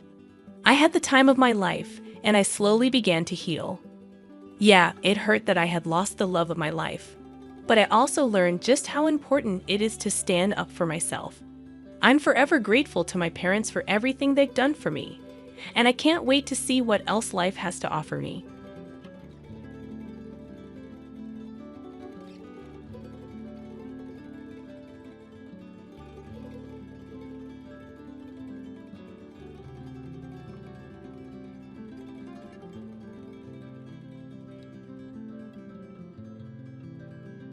The sound of shattering glass pierced the air, jolting me from my thoughts. I stared at the remnants of my favorite vase scattered across the hardwood floor, a casualty of my trembling hands. Funny how a simple text message could upend my entire world. "Mom? What was that noise?" Ava's concerned voice called from upstairs. I cleared my throat, willing my voice to remain steady. "Nothing, sweetie, just knocked something over. Go back to sleep." As I knelt to clean up the mess, my phone screen lit up again. Adam's message glared at me. "Working late. Don't wait up." Working late. Right, the same excuse he'd been using for months now. I'd ignored the signs, convinced myself I was being paranoid. But tonight, everything changed. Earlier that evening, I'd received an anonymous email. A single photo attached. Adam, my husband of 20 years, locked in an embrace with a woman I didn't recognize. Young, blonde, beautiful. Everything I used to be. The doorbell rang, startling me. I glanced at the clock, 11:30 p.m. Who could it be at this hour? I opened the door to find my mother Ellen standing there. One look at her face told me she knew. "Oh, Laura," she said, pulling me into a tight hug. "I came as soon as I got your message." I hadn't realized I'd texted her. The past few hours were a blur. "Come in, Mom," I whispered, ushering her inside. "The kids are asleep." We settled in the kitchen, where Ellen immediately started brewing tea. Some things never change. My mother's belief that a cup of tea could solve any problem. "Have you confronted him?" Ellen asked, placing a steaming mug in front of me. I shook my head. "I don't even know where to start." "How do you ask your husband if he's having an affair?" Ellen's eyes hardened. "You don't ask, Laura. You tell him you know." But what if I'm wrong? What if there's an explanation? Is there ever a good explanation for a married man embracing another woman like that? I sighed, running my fingers through my hair. I can't believe this is happening. We were happy once, weren't we? Ellen reached across the table, squeezing my hand. You were. But people change, Laura. The question is, what are you going to do about it? Before I could answer, the sound of a car pulling into the driveway made us both freeze. Adam was home. I should go, Ellen said, standing up. I grabbed her arm. No, please stay. I don't think I can face him alone. The front door opened, and Adam's footsteps echoed through the house. He appeared in the kitchen doorway, surprise flickering across his face at the sight of Ellen. Ellen? What are you doing here so late? My mother's voice was ice. Supporting my daughter, something you seem incapable of doing lately. Adam's eyes darted between us, confusion turning to wariness. Laura, what's going on? I stood up slowly, my heart pounding. This was it, the moment that would change everything. We need to talk, Adam, I said, my voice stronger than I felt. About your late nights at work. About the lipstick stains I found on your shirt last week. About this. I held up my phone, the damning photo on display. Adam's face drained of color. Laura, I can explain. Can you? I interrupted, surprising myself with the venom in my voice. Can you explain why you're embracing another woman? Why you've been lying to me for months? Adam took a step forward, his hands raised in a placating gesture. It's not what you think. Don't. I held up a hand, stopping him in his tracks. Don't you dare try to gaslight me, Adam. Not anymore. As I stared at the stranger my husband had become, I realized this was just the beginning. The life I thought I knew was crumbling around me, and I had no idea what would be left standing when the dust settled. I couldn't sleep that night, memories of the past flooding my mind. How did we get here? The contrast between then and now was stark, almost painful. 20 years ago, Adam and I were inseparable. I still remember our first date like it was yesterday. He showed up at my door with a bouquet of wildflowers, his nervous smile melting my heart. I picked these myself, he'd said, a blush creeping up his neck. I hope you're not allergic. I wasn't, thankfully. That night, we talked for hours at a little Italian restaurant downtown. I felt like I'd known him my whole life. Our whirlwind romance swept us off our feet. Within 6 months, we were engaged. My mother, ever the voice of reason, had cautioned us to slow down. Laura, honey, she'd said, concern etched on her face. Are you sure about this? You've only known Adam for a short time. But I was sure, or at least I thought I was. The wedding was small but perfect. Adam's vows still echoed in my ears. Laura, I promise to love you, cherish you, and be faithful to you for all the days of my life. Faithful. The word now felt like a mockery. Our early years were blissful. When Ava was born, Adam was the doting father I'd always dreamed of. He'd spend hours rocking her to sleep, singing off-key lullabies that made me laugh. Then came Michael, and our family felt complete. I threw myself into motherhood, while Adam focused on his career. It seemed like the perfect arrangement at the time. But somewhere along the way, things changed. The loving glances became fleeting, the conversations shorter. Adam started working later, coming home exhausted and irritable. A knock on my bedroom door jolted me from my reverie. Mom? It was Ava. Can I come in? Of course, sweetie, I said, sitting up in bed. Ava entered, her eyes red-rimmed. She'd been crying. I heard you and Dad fighting earlier. What's going on? I patted the bed beside me, and she sat down, curling into my side like she used to as a child. Your father, he's been unfaithful, Ava. She stiffened. What? Are you sure? I nodded, feeling tears prick my eyes. I have proof. A photo of him with another woman. That bastard, Ava hissed, her sadness quickly turning to anger. How could he do this to you, to us? I don't know, sweetheart, I wish I did. We sat in silence for a moment, both lost in our thoughts. Then Ava spoke up, her voice small. What are you going to do? It was the question I'd been avoiding all night. What was I going to do? The life I'd built, the future I'd planned, it was all crumbling around me. I don't know yet, I admitted, but I won't let him hurt us anymore. Ava nodded, squeezing my hand. We're here for you, Mom. Me and Michael both. As if on cue, there was another knock. Michael poked his head in, his face a mask of concern. Family meeting? I managed a weak smile. Seems like it. Come join us.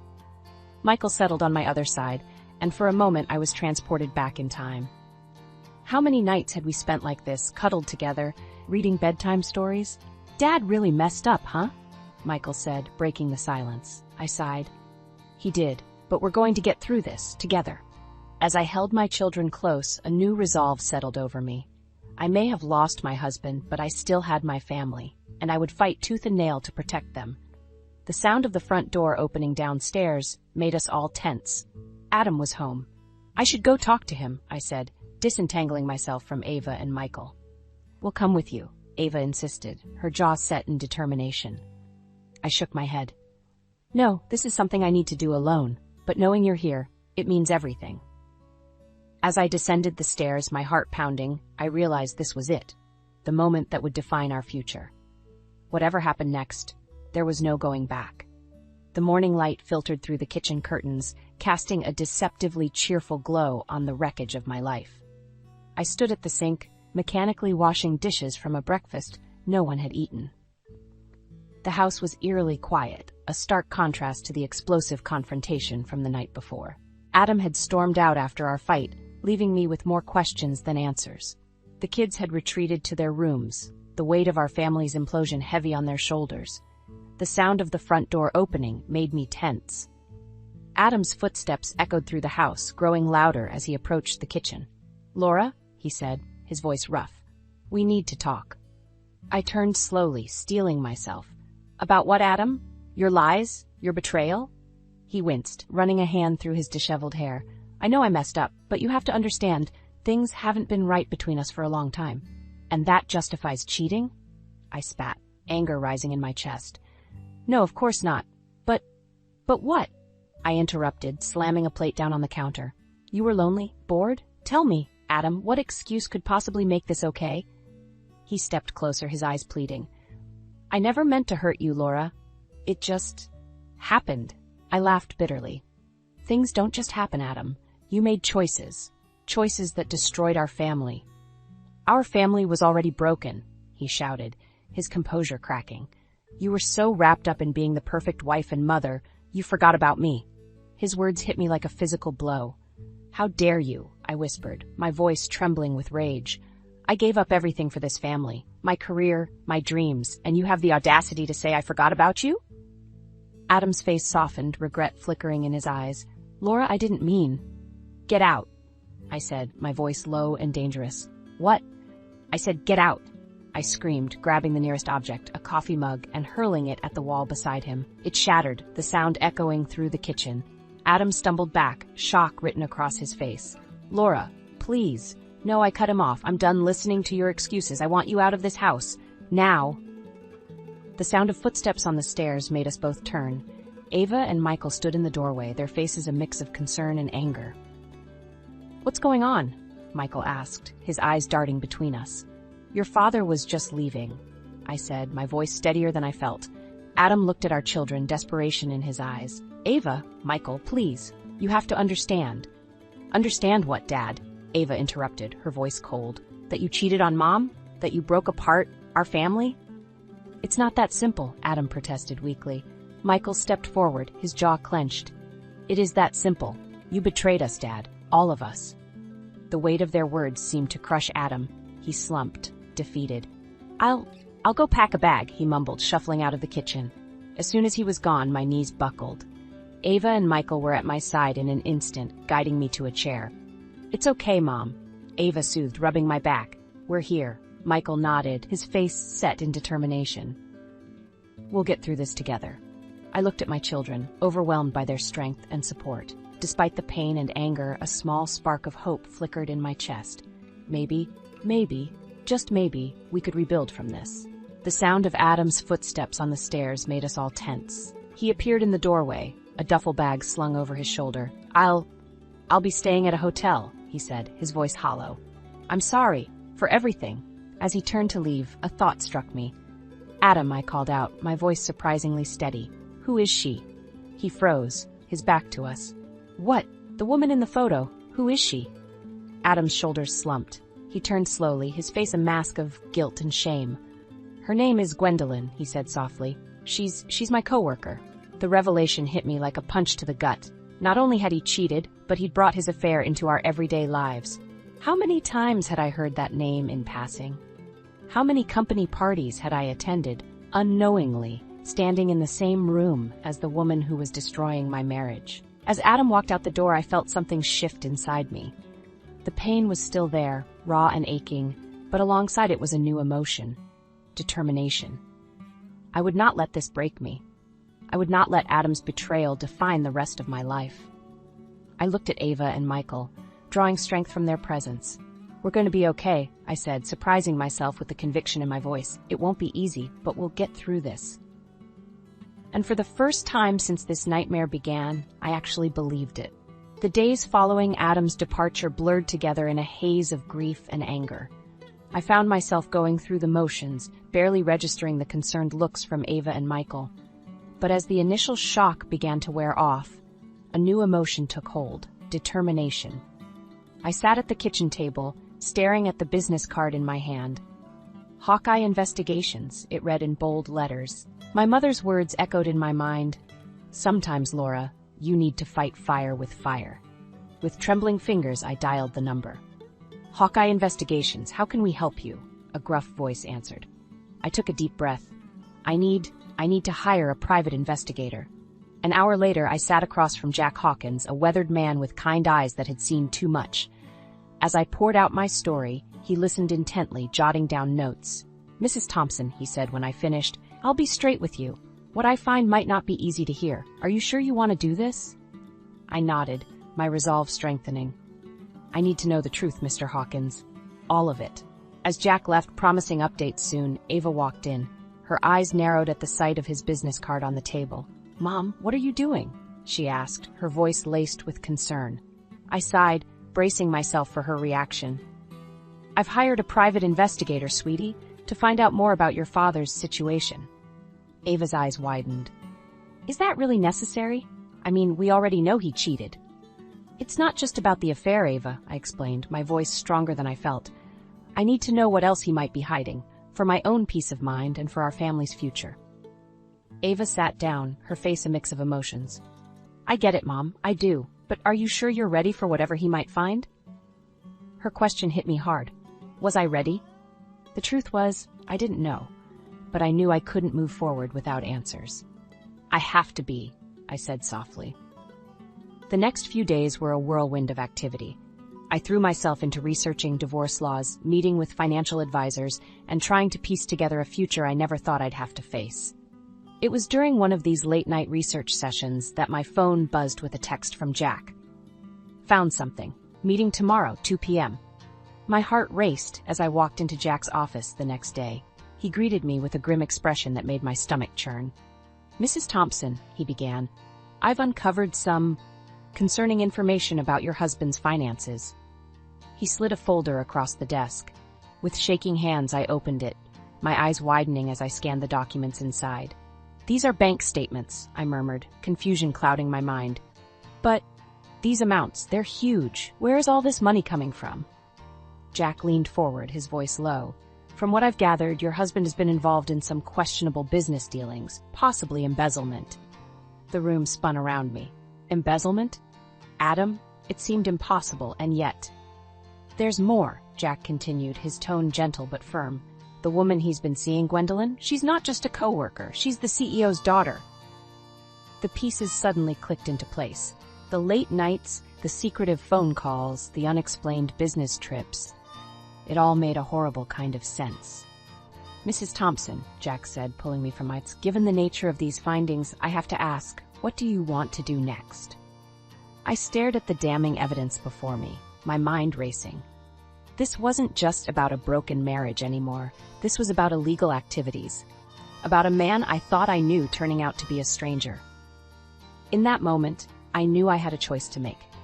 I could confront Adam, risk tipping him off and potentially losing everything. Or I could bide my time, gather more evidence, and ensure that when I made my move, it would be decisive. Looking up at Jack, I felt a steely resolve settle over me. "I want to know everything," I said, my voice steady. "Every detail, every transaction. And then I'm going to make sure Adam pays for what he's done."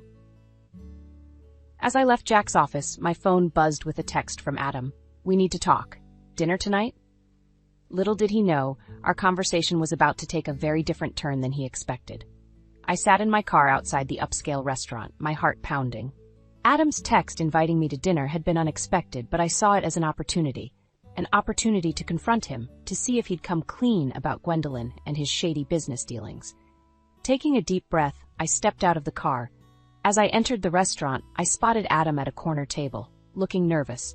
"Good, Laura," he said, standing as I approached. "Thank you for coming." I sat down, my face a mask of calm I didn't feel. "You said we needed to talk, Adam. So talk." He fidgeted with his napkin, avoiding my gaze. "I've been doing a lot of thinking, Laura, about us, about our marriage. I think we should try to work things out."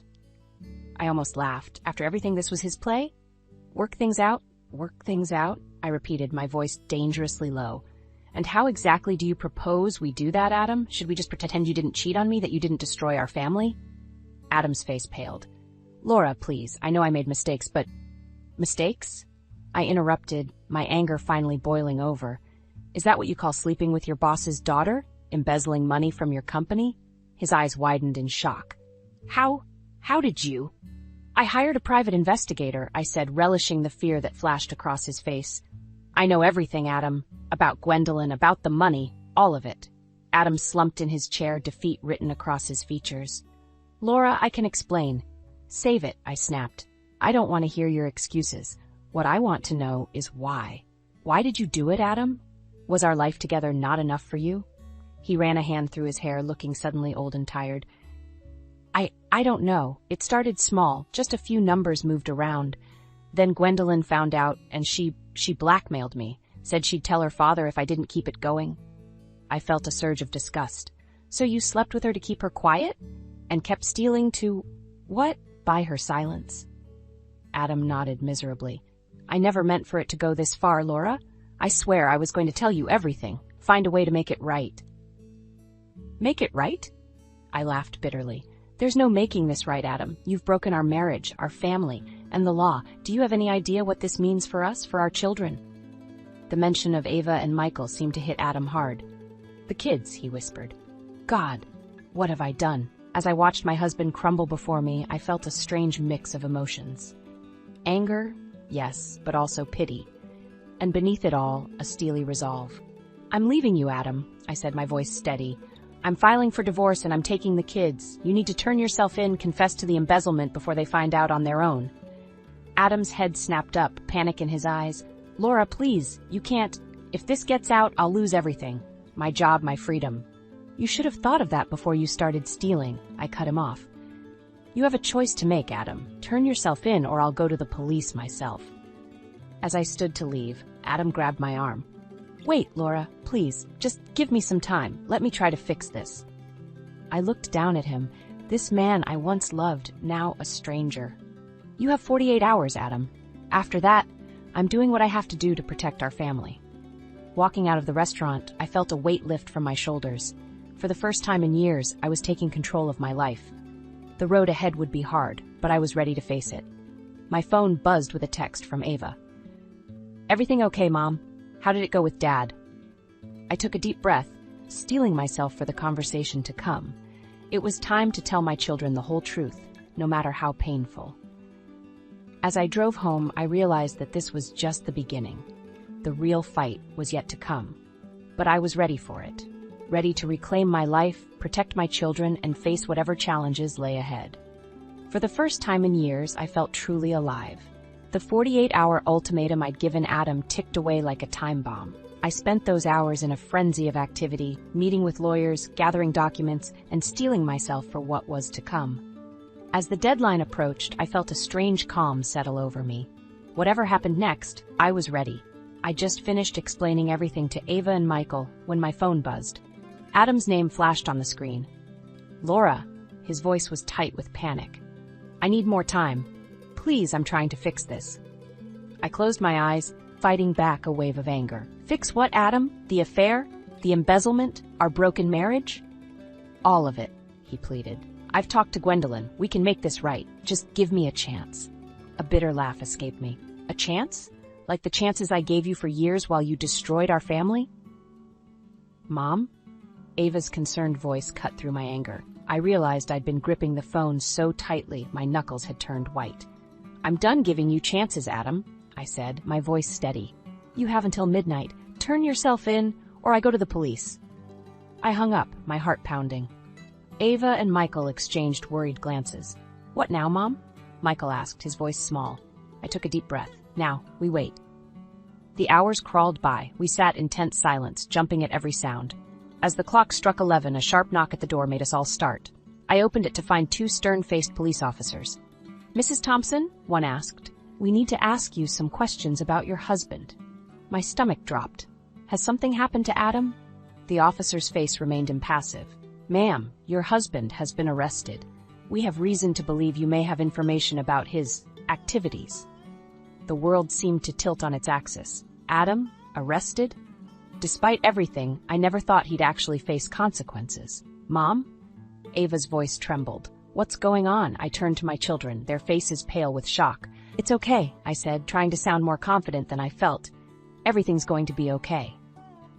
The next few hours were a blur of questions, statements, and barely contained panic. By the time the police left, promising to return with more questions, I felt hollowed out. "I can't believe Dad's really going to jail," Michael muttered, staring blankly at the wall. Ava nodded, her eyes red-rimmed. "What are we going to do now?" Their words hit me like a physical blow. In my determination to see justice done, I'd forgotten about the collateral damage. My children's lives were about to be turned upside down, their father branded a criminal. As if on cue, my phone rang again. An unknown number. "Hello?" I answered warily. "Is this Laura Thompson?" A smooth, feminine voice asked. "Yes, who is this?" "This is Gwendolyn Carter," the voice replied, sending a chill down my spine. "I think it's time we talk, don't you?" I gripped the phone tighter, my mind racing. Gwendolyn, Adam's mistress, the catalyst for this whole mess. What could she possibly want now? "I'm listening," I said, my voice cold. "Not over the phone," Gwendolyn replied.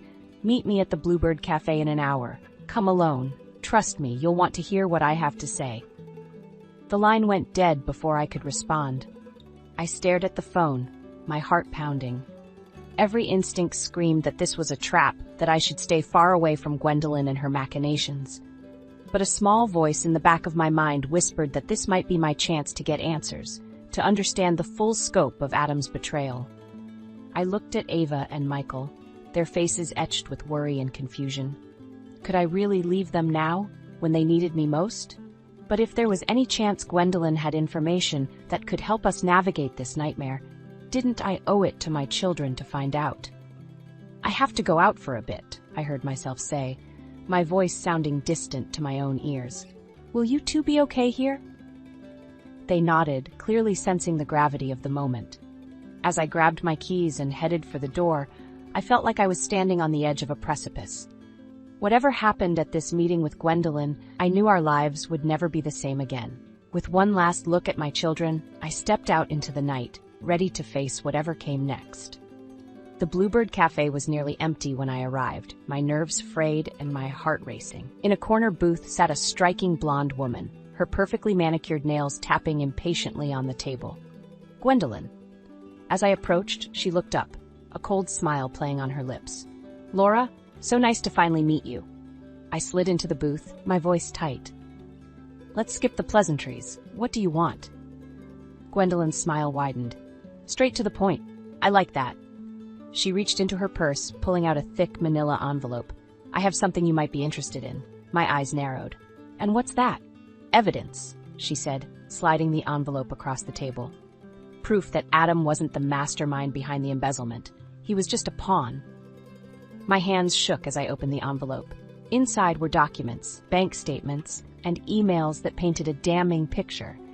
Not just of Adam's involvement, but of a larger conspiracy that reached to the highest levels of the company. "Why are you showing me this?" I asked, my mind reeling. Gwendolyn leaned forward, her voice low. "Because I'm tired of being used. Adam, my father, the whole company, they've been playing me just as much as they've been playing you." I stared at her, disbelief warring with a growing sense of understanding. "So what do you want from me?" "A partnership," she said, her eyes glinting. "Together, we can bring the whole corrupt system down, clear Adam's name, partially at least, and expose the real criminals." My head spun. This was so much bigger than I'd imagined. And why should I trust you? Gwendolyn's face hardened. Because right now, I'm the only friend you've got. Adam's in jail, your kids are scared, and you're in way over your head. Face it, Laura. You need me. As much as I hated to admit it, she was right. I was out of my depth, and this evidence could change everything. But could I really trust the woman who had helped destroy my marriage? Before I could respond, my phone buzzed. A text from Michael. Mom, where are you? The police are back. They're asking about Dad's computer. What should we do? Panic surged through me. I stood abruptly, gathering the documents. I have to go. My kids. Gwendolyn grabbed my arm. Wait, you can't leave now. We need to plan our next move. I yanked my arm away. My children come first. Always. As I rushed out of the cafe, Gwendolyn called after me. You can't protect them forever, Laura. Sooner or later, you'll have to choose. Her words echoed in my head as I sped home, my mind racing. Choose what? Between justice and family? Between truth and protection? I arrived home to find 2 police officers in my living room, Ava and Michael looking pale and scared. Mrs. Thompson, one officer said, his face grim. We need to search your husband's home office. We have reason to believe there's evidence of further criminal activity. I clutched my purse tighter, feeling the weight of Gwendolyn's documents inside. Do you have a warrant? The officer's eyes narrowed. We can get one, but that would make things messier for everyone involved. I looked at my children, saw the fear and confusion in their eyes. Then I thought of Adam, sitting in a jail cell, of Gwendolyn and her offer of alliance, of the years I'd spent building this life, only to watch it crumble around me. In that moment, I realized Gwendolyn was right. I did have to choose, not between justice and family, but between being a victim and taking control. I straightened my spine, meeting the officer's gaze. You want to search? Fine, but first there's something you need to see. As I pulled out Gwendolyn's documents, I felt a strange sense of calm wash over me. Whatever happened next, I was done being a pawn in someone else's game. It was time to become the queen. Officers, I said, my voice steady, I think we're going to need a lawyer because this goes way beyond my husband's embezzlement, and I'm ready to tell you everything. The courtroom was packed as I took the stand, my heart pounding but my resolve unshakable. Months of preparation, sleepless nights, and emotional turmoil had led to this moment. As I raised my right hand to swear in, I caught Adam's eye from the defendant's table. He looked broken, a shell of the man I once loved. Mrs. Thompson, the prosecutor began, please tell the court about the events leading up to your discovery of your husband's illegal activities. I took a deep breath and began my testimony. With each word, I felt stronger, shedding the last vestiges of the meek housewife I'd once been. I detailed Adam's affair, the embezzlement, and the wider conspiracy that Gwendolyn's documents had revealed. As I spoke, I saw the jury's expressions shift from skepticism to shock, then to outrage. Adam's lawyer tried to discredit me, painting me as a vengeful ex-wife, but I stood my ground. Mrs. Thompson, he sneered, isn't it true that you're just trying to punish your husband for his infidelity? I met his gaze steadily. No, sir, I'm here because it's the right thing to do. For justice, for my children, and for myself. The trial lasted weeks, each day bringing new revelations and challenges. Gwendolyn testified, her composed facade cracking as she detailed her father's involvement in the scheme. Adam, facing overwhelming evidence, finally broke down and confessed to everything. On the day of the verdict, I sat with Ava and Michael, holding their hands tightly as we waited.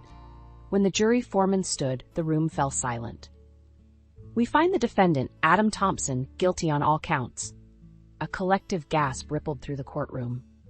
I closed my eyes, feeling a mix of relief and sadness wash over me. It was over. As we left the courthouse, reporters swarmed us, shouting questions. I pulled Ava and Michael close, shielding them as best I could. Mom, Ava whispered, what happens now? I smiled at her, feeling a newfound strength. Now, we rebuild. In the months that followed, our lives transformed. Adam went to prison, his relationship with Gwendolyn imploding spectacularly in the wake of the trial. The children struggled at first, but with time and therapy, they began to heal.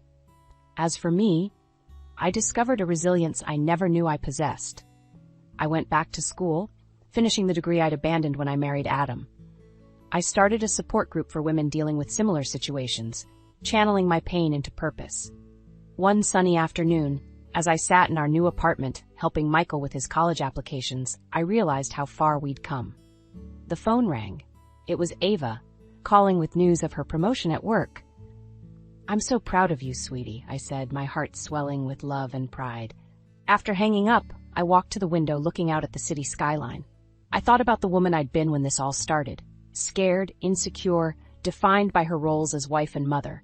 That woman was gone, replaced by someone stronger, wiser, and fiercely independent. A knock at the door interrupted my reverie. I opened it to find my mother, Ellen, holding a bottle of champagne. "I thought we could celebrate," she said, her eyes twinkling. "Your new job, the kids' successes, and—" she paused, smiling warmly, "your divorce being finalized." I laughed, pulling her into a hug. "You always know just what I need, Mom." As we sat together, sipping champagne and chatting, I felt a profound sense of peace settle over me. The road had been hard, filled with betrayal, heartache, and challenges I never thought I'd face. But I'd survived. More than that, I'd thrived. Looking at my mother, I saw the strength that had always been there, waiting for me to claim it. I thought of Ava and Michael, of the example I was setting for them. And I thought of Adam, hoping that someday he'd find the peace and redemption he sought.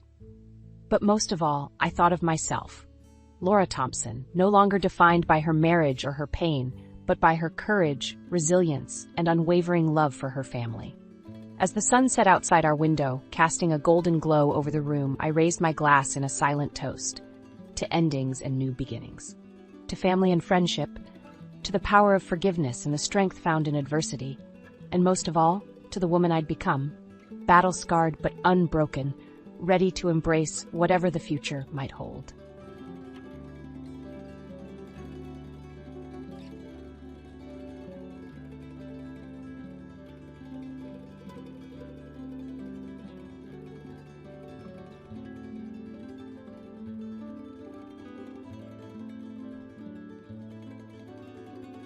Hi, I'm Fiona, and I'm 30 years old. I stay at home with my two lovely kids. Life's been mostly good lately, but there's been some trouble with my husband. A while back, we had a big fight, and it's all because of his mom. You know how moms can be important to their sons, right? Well, sometimes it feels like she's a bit too involved. My husband is what you might call a mama's boy, and it can be tough to deal with sometimes. Our argument went like this. "Fiona, can you come here for a minute?" "Sure, what's up?" "I need to talk to you. Please sit down." "Is everything all right?" "Yes, everything's okay. I just wanted to talk about how we need to spend less money on some things at home." "Is everything all right with your job?" "Yeah, work's fine. Don't worry. I just decided we need to spend more on something important, so we have to cut back on other stuff." "Okay, what's the new expense?" He took a deep breath, like he knew I wouldn't like what he had to say. "I'm going to start giving Mom some money every month. It won't be a lot, but she's getting older and she needs some extra cash." I felt unsure and puzzled. It didn't seem right to me to give money to someone who already had plenty. My mother-in-law, Rita, had a successful business, and since she was a widow and her kids had moved out, she didn't need more money. I told my husband how I felt about it, but he tried to reassure me. "How much money are we talking about?" "Don't worry about it." "Excuse me? I'm the one managing the household, so I need to know. How much?" "I'm going to send her $4,000 every month." I was shocked. $4,000 a month? That seemed crazy to me, considering that's what many people spend in total each month. He'd be giving her all that money for basically nothing. I tried to argue with him, saying it wasn't possible, but he wouldn't budge. Our argument got so bad that we ended up sleeping in different beds that night. We're well off, but I always try to be smart with our money so we don't waste it. Giving someone $4,000 a month for no good reason, just because she's my mom and I love her, adds up to $48,000 a year. That money could go towards our kids' college funds, their savings accounts, our health insurance, or even better, it could go to people who actually need it, like charities. I tried explaining this to him, but he wasn't willing to listen. 5 months passed since he began sending money to his mother, and to add insult to injury, he wanted me to be the one to send it to her. It felt like he was trying to punish me and show that he'd always put his mother first. But thankfully, his arrogant behavior wouldn't last forever. I stumbled upon something shocking. It all began when my mother-in-law visited us 3 months after she started getting the allowance. Hello, Fiona. How's my favorite daughter-in-law? I'm doing well, thank you. How about you? Oh, I'm feeling so much better ever since Adam started sending me money. I was struggling a bit before, you know. The business wasn't doing as well as I hoped, but I didn't want to ask for help. I guess Adam just sensed it. It's like our special mother-son connection. I felt terrible hearing this. How could I deny her the money she needed? I always thought she was fine, but she wasn't. She started to cry, and I comforted her. I've always been okay with sharing money with those who need it, and Rita clearly did. Also, I thought. After a heart-to-heart talk, I noticed something strange. Rita started talking about going on luxury trips now that she had extra money. It didn't make sense to me. If she needed money, why talk about trips? But whenever I looked confused, she'd backtrack and say she meant once she became rich again. It was odd, but I brushed it off because she said she needed the money. 2 more months passed, and I kept sending her the money. She'd always thank me profusely, saying how much she needed it. I felt bad for doubting her and guilty for arguing with my husband. Unfortunately, we started feeling the effects of less money in our household. It's tough to change your routine. Still, I tried to cut back wherever I could, and we managed to get by. Then, one night, I came across a text from his mother while cleaning my husband's office. Curiosity got the better of me, so I read it. "Hey Adam, hope you're doing well. Could you increase my monthly allowance? I want to enjoy some extra luxuries." I was stunned. How could she ask for more money when she already gets enough to cover the average monthly expenses of a single person in America? Remember, she's a healthy, capable 65-year-old widow who lives alone. So why did she need more money, especially for luxuries? It didn't add up. My sympathy for her was fading, and I couldn't resist the urge to find out more. Ignoring the email from his mother on my husband's computer, I started searching through the family finances. Unfortunately, I didn't find any evidence of wrongdoing, so I decided to come up with a plan. "Hi Fiona, everything all right? Why are you calling so late?" "Hello Rita, I hope everything's okay with you." "Well, I'm managing, but honestly, it's been tough. Sometimes I struggle to afford even basic things like toiletries. I'm really grateful to my son for helping me out. Anyway, I was thinking, would you like to come over for tea tomorrow?" "Tea sounds wonderful. Thank you for inviting me. You know, things have been tight for me too. Sometimes I can't even afford tea, so it'll be nice to have some with you." "Oh, it'll be my pleasure, Rita. Just come over, and we'll have a nice afternoon together." "All right then, see you soon. Bye." "Bye." With that, I hung up, preparing for my plan. The next day, Rita came over, and we had a lovely time. As we were chatting during our afternoon tea, Rita excused herself to use the bathroom. This was my chance to snoop around. I quickly went through her purse and found her phone, which was unlocked. I opened her banking app, determined to uncover the truth about her financial situation. Women's intuition rarely fails, and I stumbled upon some shocking news. With my suspicions growing stronger, I delved into her financial records, expecting to find evidence of financial struggle. However, nothing could have prepared me for what I discovered. Rita had over $1.6 million in her bank account as of 6 months ago. I was stunned. I had to exit the app and reopen it just to confirm that I wasn't mistaken. But there it was, clear as day. She had a huge sum of money in her account. Confusion overwhelmed me, and then, to make matters even more bewildering, I noticed a familiar text message on her phone. It was from one of her employees, and it said, "Hello Rita, please find attached the financial breakdown of last month's earnings. Just wanted to let you know, it looks like we've made a big profit for the 4th month in a row. You're a fantastic businesswoman. I'm eager to hear your thoughts." Naturally, I opened the attached document and my eyes widened at the sight of even more money. The report showed a monthly profit of $8,400 for a small business. It was truly impressive. At this rate, the business would thrive. Sitting there in shock for what felt like ages, I couldn't help but feel furious. This lady was taking money from her son's household, from her own grandchildren, for no real reason other than to satisfy her own ego. As I heard Rita returning from the restroom, quickly, I erased all traces of my snooping and placed her phone back in her purse. Rita returned, thanking me for the tea. "Oh Fiona, thank you again for the lovely tea. You know, as an old lady, it's tough to manage, especially when you're already struggling. Lately, things have been really hard for me, dear, and I'm so grateful for you and your husband's help."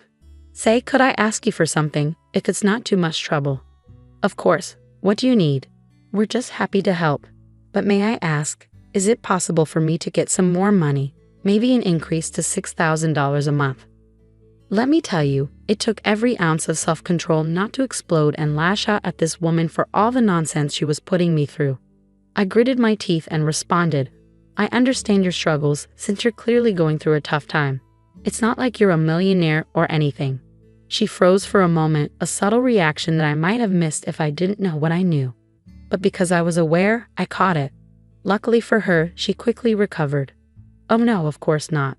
If I were, I wouldn't be asking you, darling. So what do you say? Unfortunately, I don't think we can manage an extra $2,000.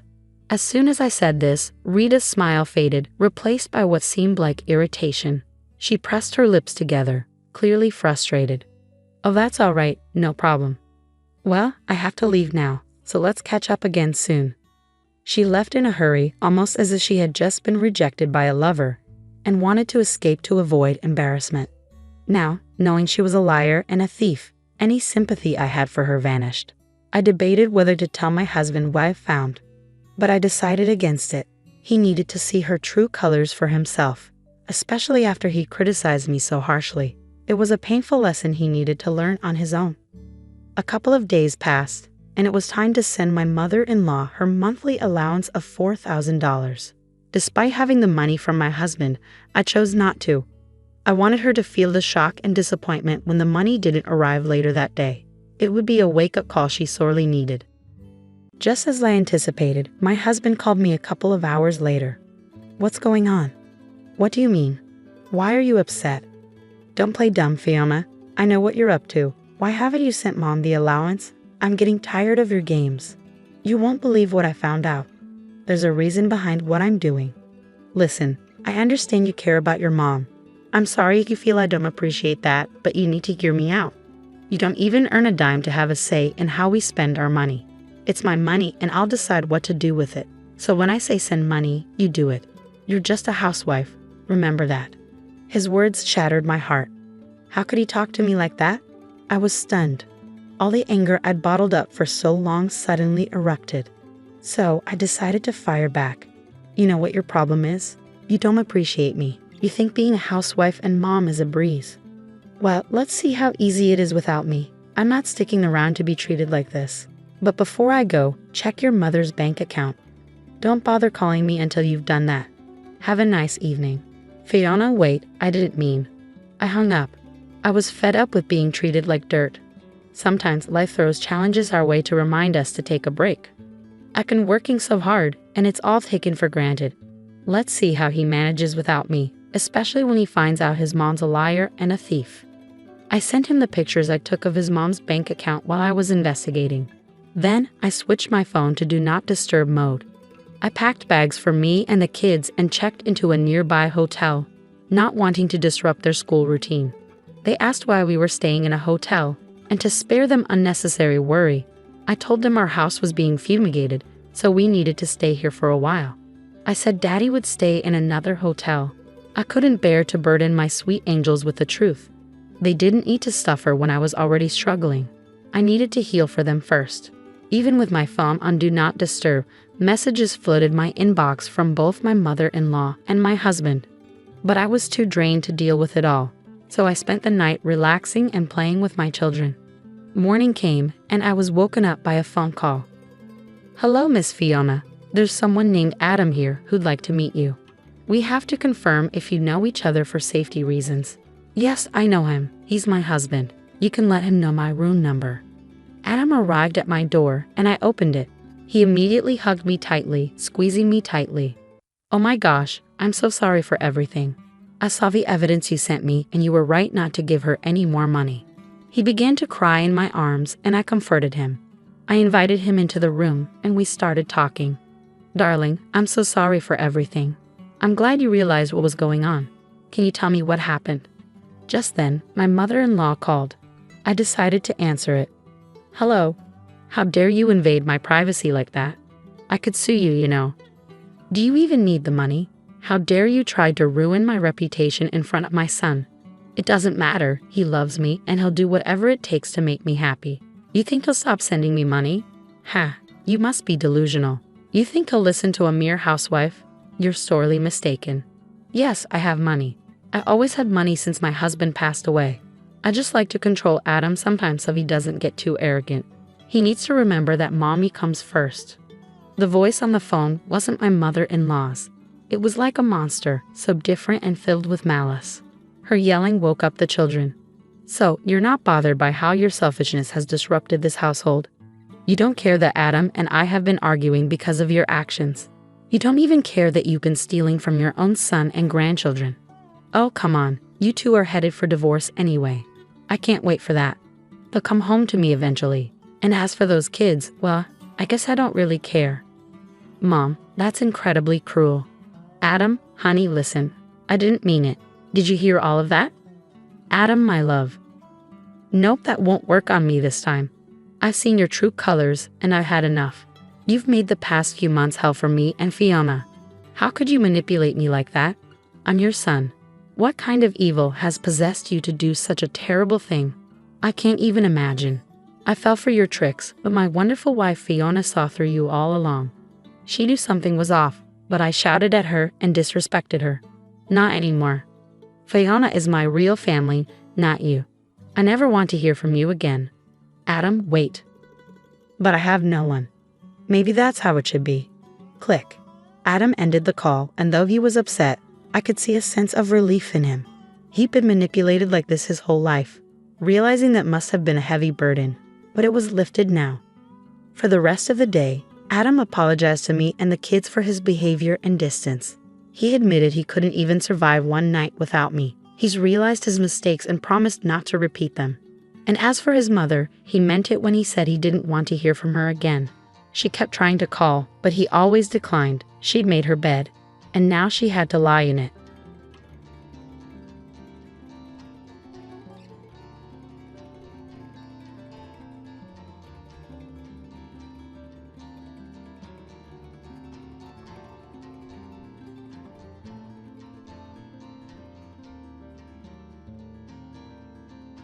I initiated the divorce proceedings, deeming a financially struggling spouse to be of little value. My world was shaken when, during a business trip, my husband abruptly declared not only his intent to divorce, but also his simultaneous marriage to his lover. To add insult to injury, he accused me of marrying him solely for his wealth and demanded I forfeit any claims to our property. Confronting my indifferent husband, who had always treated me with disdain since our marriage, led to his unraveling and a downward spiral to rock bottom.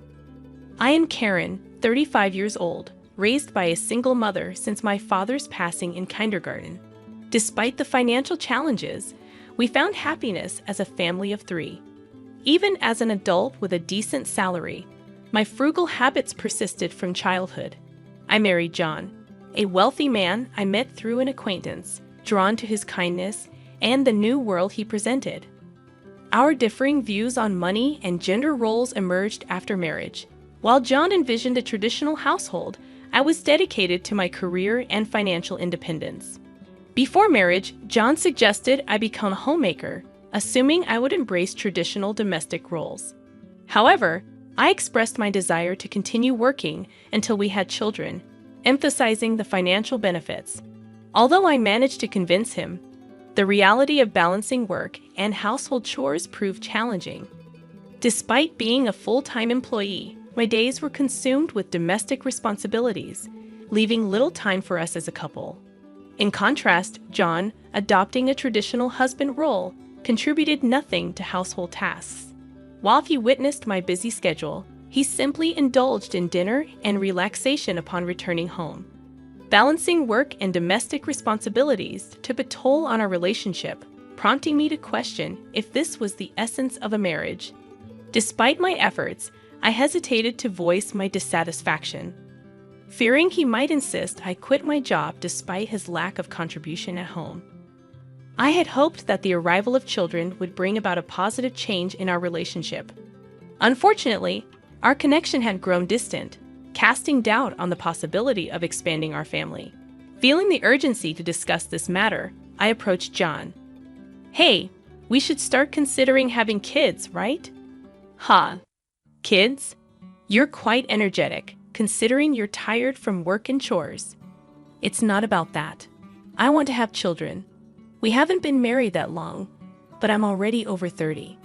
Women have a limited time to have children, and it's getting harder for me to conceive as I get older. It's almost too late. But we don't need kids. If we have one, you'll expect me to help, right? You know I'm busy with work, and I won't help with child rearing.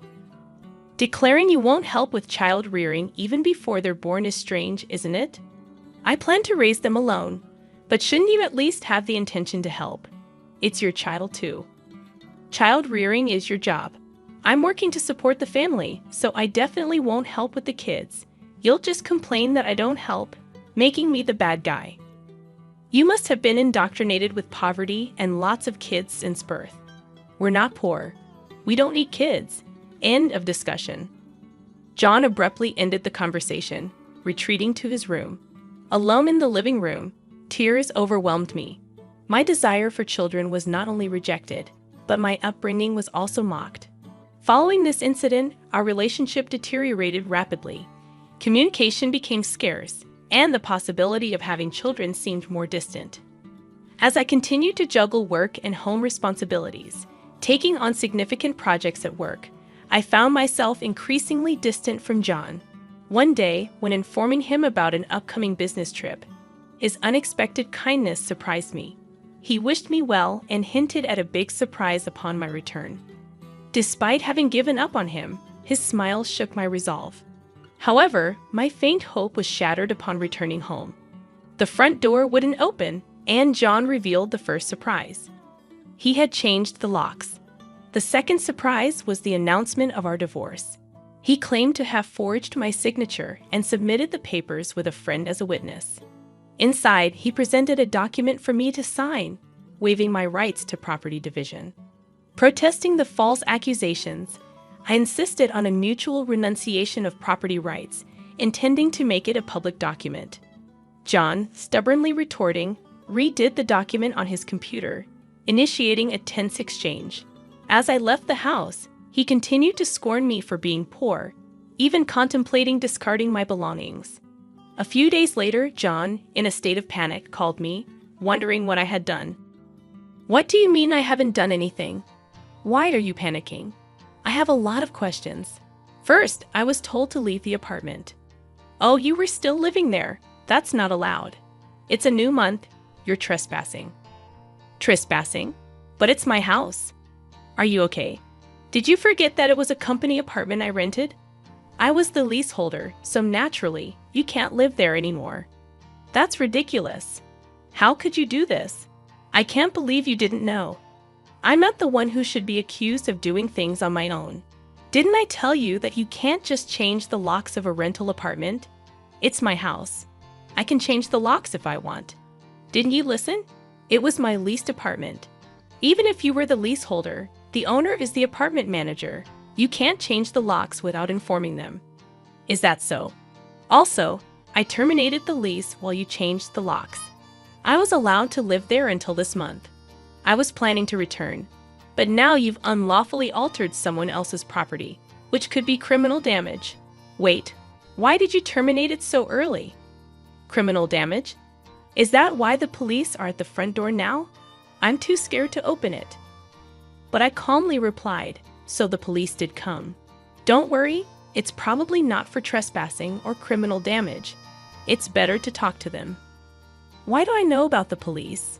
Because I reported you for filing the divorce papers yourself.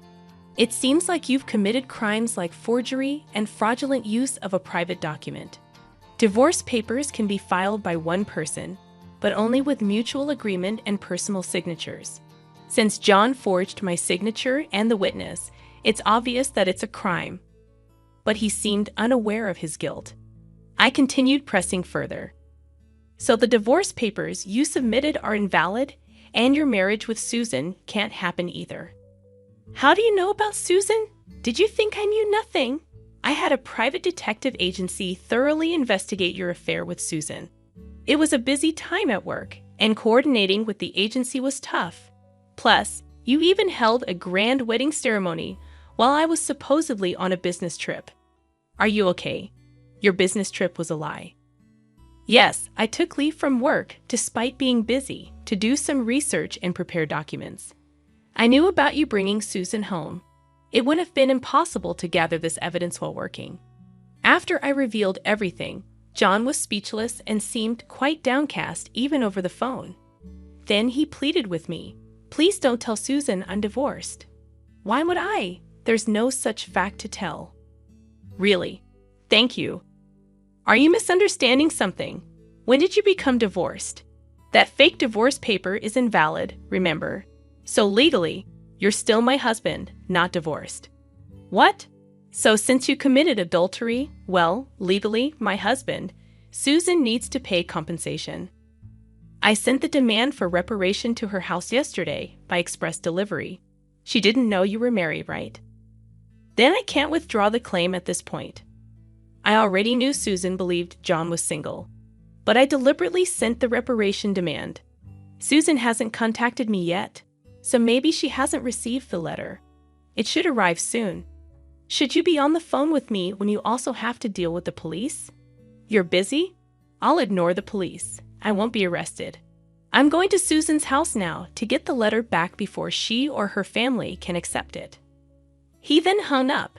He probably went straight to Susan's house to wait for the postman at the front door. I knew it would be futile because the letter was sent as registered mail to Susan only. Even if he waited for the postman, he couldn't receive it. A few hours later, a dispirited John called me. According to him, there was an incident when the postman arrived. Finally, I'll take that envelope. Who are you? You don't live here, right? I'm practically a resident here since I'm married. I have the right to receive the mail. I see, but I can't give you this envelope. It's registered mail for Susan only. What? Give it to me. Absolutely not. If you're so eager, ask Susan for permission. What's going on here? Oh, John, what's all this noise? What's happening? Ah, Susan, this is registered mail for you. This man insisted on taking it. Sorry for the disturbance. Now I'll be on my way. What's this? A demand for reparation. John, you are married. What's going on here? Sorry, it's just, she's an ex-wife from a long time ago. I was embarrassed to say I'm divorced. I'm sorry for keeping it secret. But it's strange, isn't it? We haven't been dating long, and a demand for reparation? If you were divorced before we started dating, there shouldn't be any problem, right? Well, my ex-wife is crazy. Maybe she's demanding reparation out of spite because I got married. That was the excuse he gave, but such a lie was quickly exposed. The envelope included a letter I wrote along with my contact information, so Susan called me directly. In that call, I told her about the affair, the invalid divorce, and that they had a wedding ceremony while he was still married to me. Although they had a wedding ceremony, they hadn't submitted the marriage registration yet. John wanted to submit it on April Fool's Day, so it was still pending.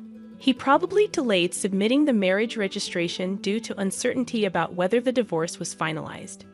After being exposed, John fled from Susan's house and shamelessly contacted me again.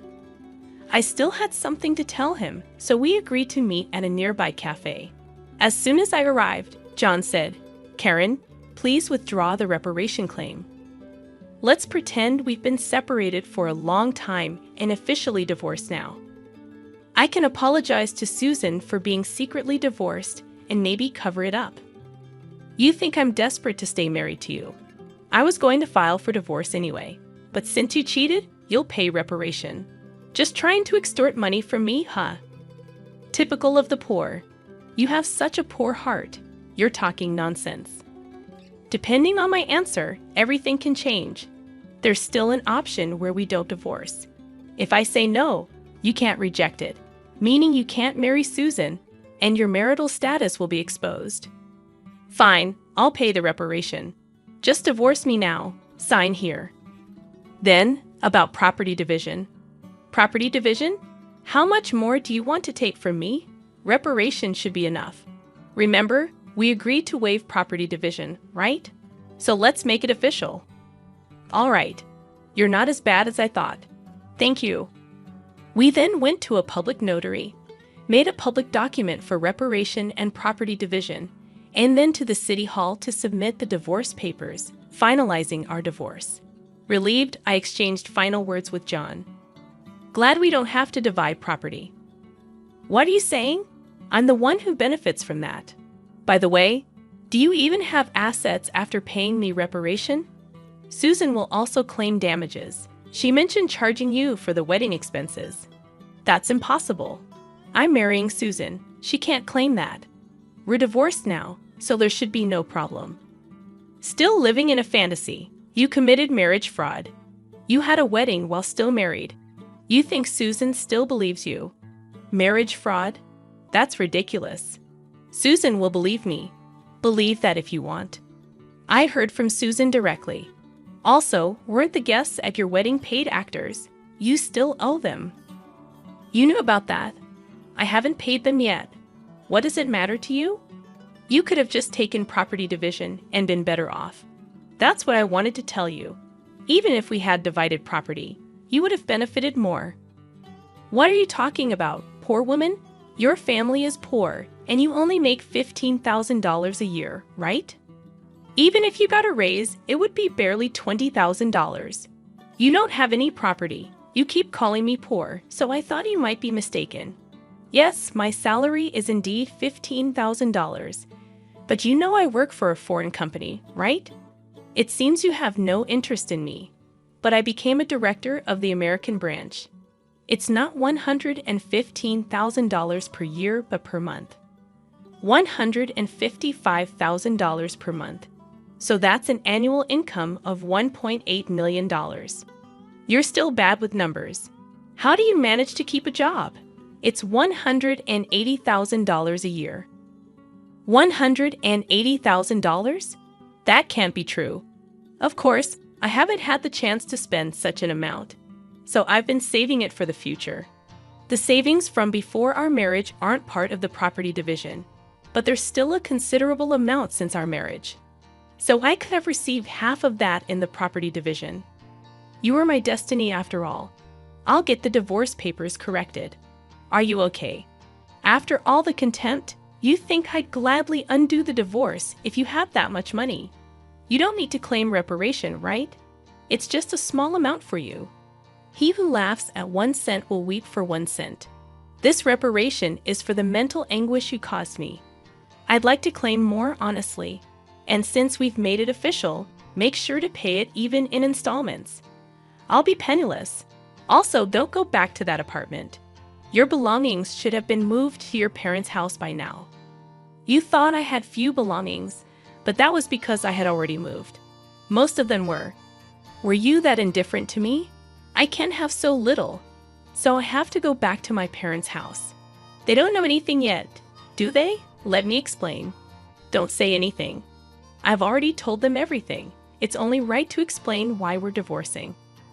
Oh, and your father said, don't ever step over our threshold again, so I have nowhere to go. He collapsed, and I left the cafe. Later, I heard he caused trouble at the police station. Despite my advice, he went back to the apartment. He sat there aimlessly in the empty apartment until the manager called the police, and he was taken away. I'm not sure if it was for obstructing public duties, trespassing, or for the falsified divorce papers. Eventually, his parents took responsibility for him. After talking with me and learning about Susan, they decided that apologizing and paying damages to Susan's family came first. They went to Susan's house to apologize, kneeling in front of her family. They settled everything without pressing charges for marriage fraud, even paying for the wedding expenses. I had expected them to sue, so it was disappointing they didn't. So, I decided to pursue legal action against him for forging the divorce papers. John offered a settlement, but I didn't withdraw the lawsuit. I didn't want him to think everything could be solved with money. I wanted him to be convicted and understand the gravity of his actions, even if it cost time and money. I left everything to my lawyer, so it wasn't too burdensome for me. Even though it took time, John, exposed for his actions and the marriage fraud at his company, couldn't stay there anymore. After being detained by the police and subsequently absent without leave, he was eventually fired. He ended up living at his parents' home, working all day at a relative's construction company. His father took all his earnings, leaving him with no income. I thought his parents wouldn't abandon him, but they were stricter than I expected. They paid my reparation and Susan's compensation, planning to make him work like a horse until he repaid everything. He lived in a shed-like place with no electricity, receiving only $5 per day for food, deducted from his salary. They planned to disown and kick him out once he's repaid everything. A harsh fate after years of hard work. I was offered a position at the head office abroad, so I moved overseas after the divorce was finalized. I worried John might come to me for help or harbor resentment, but moving abroad alleviated those concerns. I thought work would be my partner for a while, but soon I found a new relationship. I'm now dating a foreign executive at our head office, and I'm pregnant with plans to marry soon. I told him everything about my past and my ex-husband, and he's understanding. I'll take maternity leave and plan to return to work later, supported by him. He's enthusiastic about taking paternity leave and co-parenting, showing a different cultural perspective. After being tormented by my ex-husband, I finally feel I'm grasping true happiness and confidence in building the happy family I'd always dreamed of. Many suffer due to selfish spouses, and while divorce isn't always the right choice, enduring silence isn't a virtue. It's important to know that honest discussions can lead to resolutions, and sometimes divorce is a necessary option.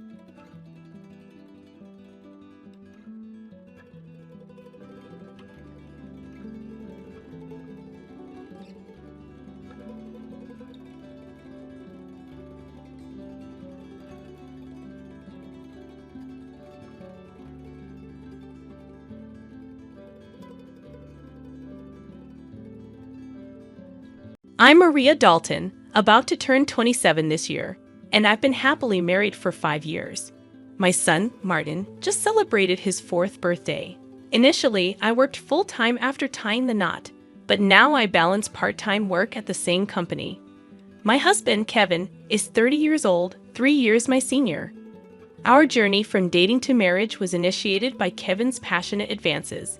But post-marriage, I observed a shift in his demeanor towards a more domineering side. Kevin has a 20-year-old sister named Jane Dalton, and their age gap seems to contribute to a somewhat indulgent relationship on Kevin's part. Before marriage, I didn't mind Jane's frequent visits and assumed they got along well. However, after tying the knot, I started noticing changes in her behavior. Jane often drops by unannounced, at any time, and expects to be served without ever bringing a token of appreciation. Kevin, rather than addressing the situation, expects me to accommodate her demands. Jane acts as though I'm invisible, addressing only Kevin with a casual "brother, I'm here again." Despite not preparing for an additional guest, I end up serving dinner to Jane. Kevin, instead of understanding, blames me aloud, insisting I should have been more considerate. Despite Jane's verbal apologies, it's evident she relishes Kevin's preferential treatment. Left with leftovers, I prepare my own meal while Kevin and Jane continue their chat on the sofa, leaving the dining table messy. They never acknowledge Martin or me, treating us more like hired help than family. One evening, as I'm about to take a bath with Martin, Kevin interrupts, loudly instructing me to buy a cake for Jane.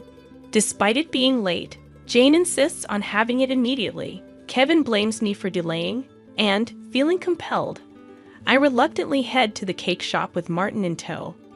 Overhearing their conversation, I learn they're criticizing me for being inconsiderate and questioning the decision to marry me. Meanwhile, Martin, though unable to grasp the words, senses tension in our relationship. Suppressing my emotions, I ask him about his cake preference, and he cheerfully requests one with lots of fruits. Our trip to the cake shop was filled with discussions about cakes, momentarily pushing aside Kevin's earlier words.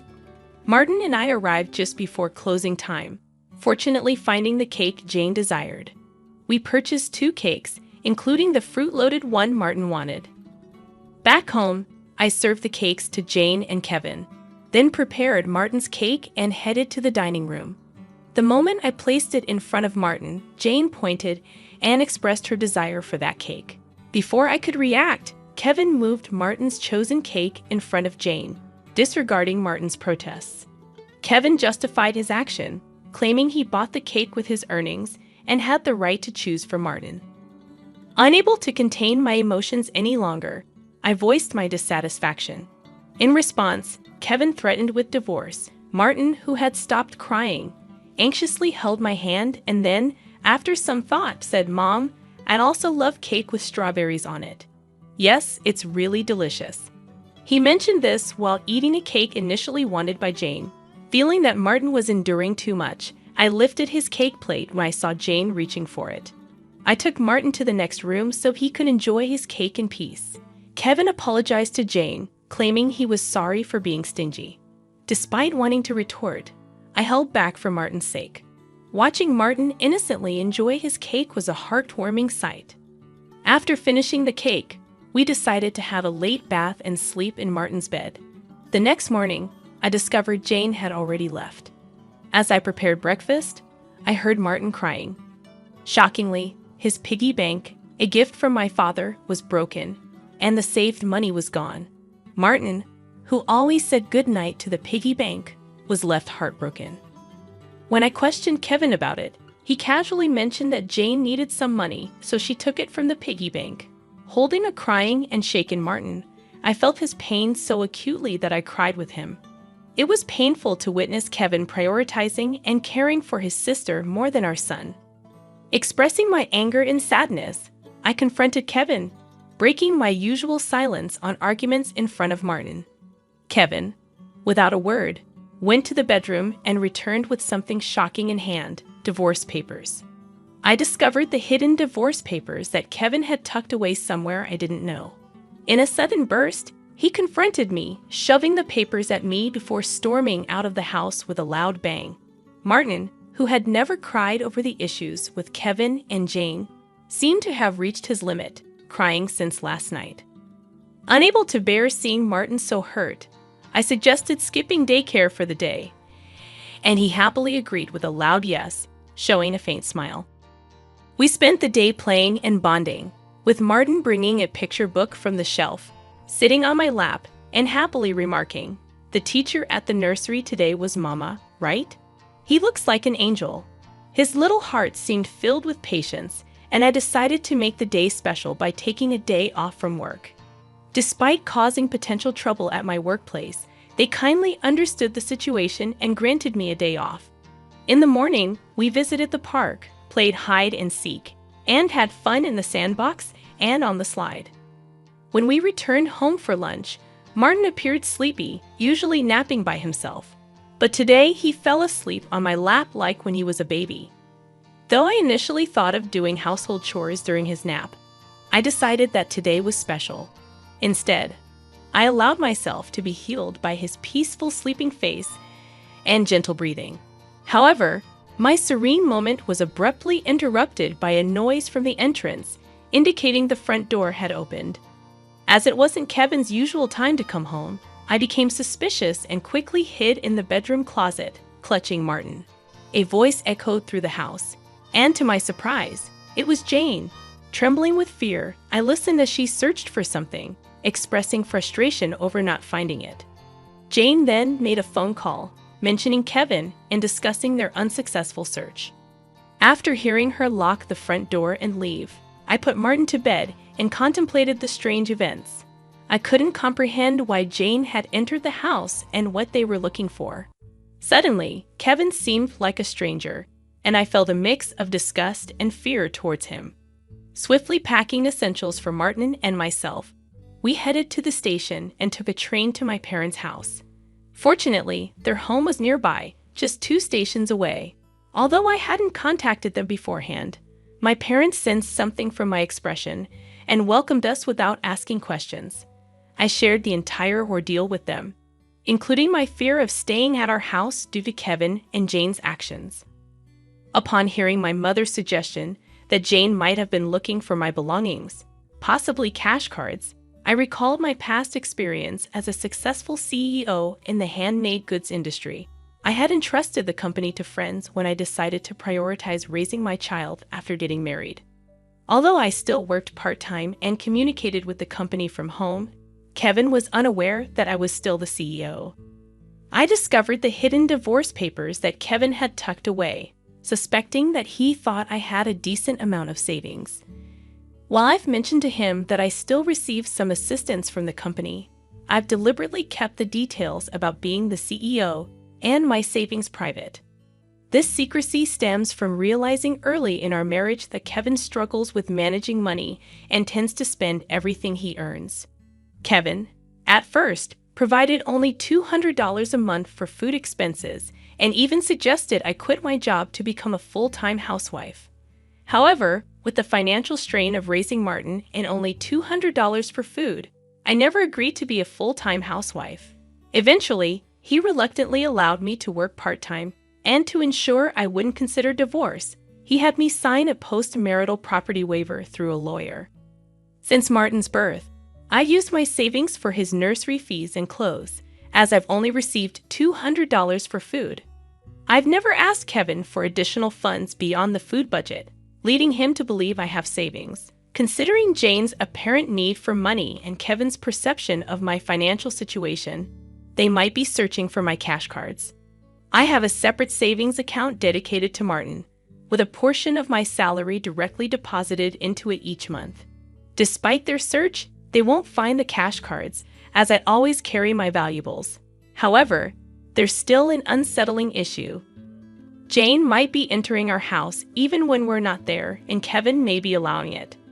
Following my father's advice, I decided to store my valuables, including the cash cards, in my parents' safe. As I pondered their need for money, Martin approached my father, crying over his broken piggy bank and the shattered promise of saving up. My father, angered by Martin's story, vowed to call Kevin. My mother suggested finding out their purpose calmly, as Kevin's mention of divorce might shift blame to us, making the divorce more favorable for him. To ascertain their purpose, I decided to record their conversation, consulting a lawyer who was a friend of my father's. Returning home, I began cooking dinner, keeping my phone screen down to record secretly. Kevin arrived home, surprising me by immediately asking about my cash cards. When I questioned him, he gave vague answers, attempting to deceive me. When I remained silent, Kevin grew agitated and demanded all my part-time money for his sister. Refusing, I explained it was from Martin's savings. In response, he angrily pushed the signed divorce papers toward me, declaring that I was living off his money and didn't need to save for Martin. He even uttered words implying he valued Jane more than our son. Hearing this, I stopped preparing the meal, put the divorce papers in my bag, took Martin's hand, and headed for the door. Kevin, in a loud voice, declared his serious intent for divorce, instructing me never to come back. I responded by stating I wouldn't return to a house where a stranger could come and go freely. After leaving, I received numerous messages and calls from Kevin, which I ignored. Turning off my phone, I sought refuge at my parents' house, sharing the recording and divorce papers with them. Although I confessed to having no love or affection for Kevin, I expressed concern for Martin. My parents advised me to do as I pleased, acknowledging the potential emotional impact on Martin if a divorce were to occur. While grappling with the decision to divorce Kevin, Martin expressed his hunger. My mother, seeing my distress, kindly made him hamburgers, his favorite dish. Overwhelmed with emotions, tears welled up in my eyes as my mother told Martin with a warm smile that she prepared the hamburgers so that he and I could visit whenever we wanted. Taking a bite, Martin exclaimed with joy, praising Grandma's hamburgers and expressing a desire to eat them every day. I responded, saying it's because the hamburger contains the love I have for him, and he, in a touching gesture, took a big bite and offered it to me. Moved by Martin's kindness, my tears couldn't be held back, and even though I tried to stop them, they persisted. My father, noticing Martin's concern, reassured him that my tears were of happiness, not sadness. Hearing this, Martin, in a moment of understanding, hugged me, and my father's eyes turned bright red. Realizing the blessing of being with family, I remarked to Martin that family is precious. Surprised, he questioned if Dad had mentioned that only Jane was family. My father gently confirmed it, but then asked Martin if he wanted to live with them as family. With a laugh, Martin happily agreed, making everyone smile naturally. Despite contemplating divorce, the meal felt so happy that I finally decided to part ways with Kevin. I planned to inform Martin about it, and even though discussing it weighed heavily on my heart, Martin seemed to grasp the situation. Happily, he expressed the desire to live as a family, embracing the pet dog and calling him his younger brother despite the dog being older. Preparations for the divorce began, starting with contacting a lawyer who was a friend of my father. The next day, we formalized the contract, and my father and Martin shared comforting laughter while I laid in bed, reminiscing about my childhood.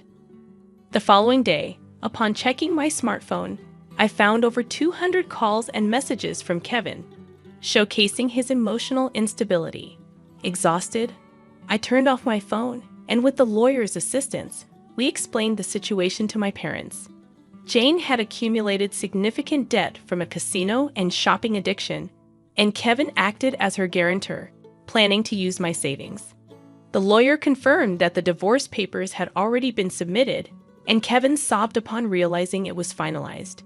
Despite expecting disagreements about child support, he signed a pledge to pay $340 to Martin every month. In a subsequent call from Kevin, his tone lacked aggression, and he calmly admitted to financial manipulation and explained his complex feelings toward Jane. I firmly asserted my decision not to reconsider and heard his faint sobbing before he wished me happiness and hung up. Remaining strong until the end, I discussed future plans with my parents and decided to stay with them until Martin grows up. I resumed my role as a company president and later learned that Kevin and Jane had informed their parents about the divorce and debt, resulting in dissownment. Today, I find happiness being with my family.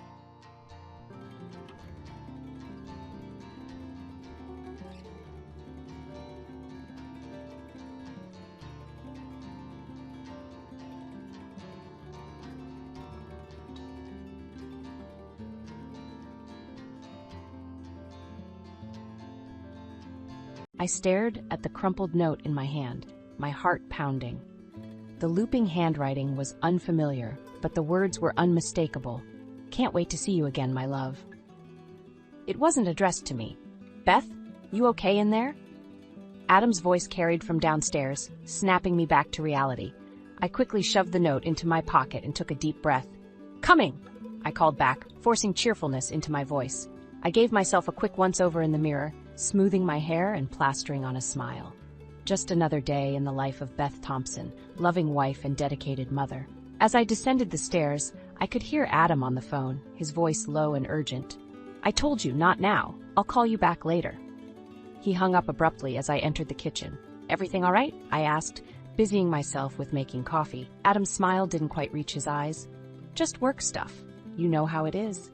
I did know. It was always work stuff these days. I poured 2 mugs of coffee and slid one across the counter to him. "Speaking of work, I was thinking we could take a long weekend soon. Maybe go up to the lake house?" Adam's fingers tightened around the mug. "I don't know, Beth. Things are pretty hectic at the office right now." "They're always hectic," I said, unable to keep the edge from my voice. "When was the last time we did something as a family?" He sighed, checking his watch. "Can we talk about this later? I'm running late." Before I could respond, our daughter Emma burst into the kitchen, backpack in tow. "Mom, did you sign my permission slip?" I blinked, momentarily thrown. "Permission slip?" Emma rolled her eyes. "For the field trip next week?" "I told you about it yesterday." I fumbled in my purse for a pen, feeling Adam's impatient gaze on me. "Here you go, sweetie. Have a great day at school." As Emma dashed out the door, Adam grabbed his briefcase. "I've got a late meeting tonight. Don't wait up." "Adam, wait." But he was already gone, the front door slamming behind him. I slumped against the counter, the house suddenly too quiet. The note in my pocket felt like it was burning a hole through the fabric. I pulled it out, reading the words again. My fingers itched to call Adam to demand an explanation. But what if I was jumping to conclusions? The doorbell jolted me from my thoughts. I hastily shoved the note back into my pocket and went to answer it. My neighbor Jane stood on the porch, a plate of muffins in her hands. "Good morning, Beth. I thought you could use a pick-me-up." I managed to smile, ushering her inside. "You're a lifesaver, Jane. Come on in." We settled at the kitchen table, and Jane's keen eyes didn't miss a thing. "What's wrong, dear? You look like you've seen a ghost." I hesitated, then pulled out the note. "I found this in Adam's jacket pocket this morning." Jane's eyebrows shot up as she read it. "Oh, honey, I don't know what to think," I admitted, my voice cracking. "Things have been off lately. But this..." Jane reached across the table, squeezing my hand. "Now don't go jumping to conclusions. Have you talked to Adam about it?" I shook my head. "I don't know how. What if I'm wrong? What if I'm not?" "You need to confront him," Jane said firmly. "You deserve the truth, Beth." As if on cue, my phone buzzed with a text from Adam. "Working late again. Don't hold dinner." I showed Jane the message, feeling a mix of anger and despair. How am I supposed to confront him when he's never even here? Jane's eyes hardened. "Then you make him be here. It's time to take control, Beth. You can't let this eat away at you." I nodded, a plan already forming in my mind. "You're right. I'll invite him to lunch tomorrow. Neutral ground." "That's my girl," Jane said, patting my hand. "And remember, I'm right next door if you need anything." As Jane left, I felt a strange mix of dread and determination. Tomorrow, I'd get my answers. One way or another, things were about to change. I sat at the bustling cafe, my stomach in knots as I waited for Adam. The note burned in my pocket, a constant reminder of why I was here. When he finally walked in, 15 minutes late, his eyes darted around nervously before settling on me. "Beth, what's this about?" Adam asked, sliding into the seat across from me. "I've got a meeting in an hour." I took a deep breath. "I found something, Adam, in your jacket pocket." I pulled out the note and slid it across the table. His face paled as he read it. "Beth, I can explain." "Please do," I said, my voice steadier than I felt, "because right now I'm having a hard time believing this isn't what it looks like." Adam ran a hand through his hair. "It's not." "It's from Lisa, my new assistant. She's been going through a tough time, and I've been mentoring her." "That's all." "Mentoring?" I repeated, incredulous. "With love notes?" "You're blowing this out of proportion," Adam said, his tone dismissive. "Lisa's just grateful for my help. You're letting your insecurities get the best of you." His words stung, but I pressed on. "Then why hide it? Why all the late nights and secretive phone calls?" Adam's eyes flashed with anger. "Because I knew you'd react like this. You're always jumping to conclusions, Beth. Maybe if you focused more on our family instead of imagining problems." "Imagining?" I cut him off, my voice rising. "You're never home, Adam. When was the last time you had dinner with us, or helped Emma with her homework?" He glanced at his watch, clearly agitated. "I'm working hard to provide for this family. Speaking of which, have you seen our credit card bill lately? Your grocery spending is out of control." I blinked, thrown by the sudden change of subject. "What are you talking about?" Adam pulled out his phone, scrolling through something before shoving it in my face. "Look at this. $800 last month on groceries alone. It's ridiculous, Beth." "We have a growing teenager," I defended, feeling my cheeks flush, "and I buy quality ingredients. We can't afford your gourmet experiments anymore," Adam snapped. "From now on, I want you to stick to a strict budget, $100 a month for groceries." I stared at him, speechless. "That's impossible, Adam. You can't be serious." "I'm dead serious," he said, standing up. "Figure it out, Beth. I've got to go." As he walked away, leaving me sitting there stunned, I felt a tap on my shoulder. I turned to see Lisa standing there, a sympathetic smile on her face. "Mrs. Thompson? I'm Lisa, Adam's assistant. He asked me to drop off these files for him." She handed me a folder, her eyes flickering to the note still on the table. "I hope I'm not interrupting anything." I studied her face, searching for any sign of guilt or deception. She was younger than I expected, probably in her early 30s, with a warm smile that didn't quite reach her eyes. "Not at all, Lisa," I said, forcing a smile. "Thank you for bringing these by." As she walked away, I couldn't shake the feeling that there was more to her relationship with Adam than he was letting on.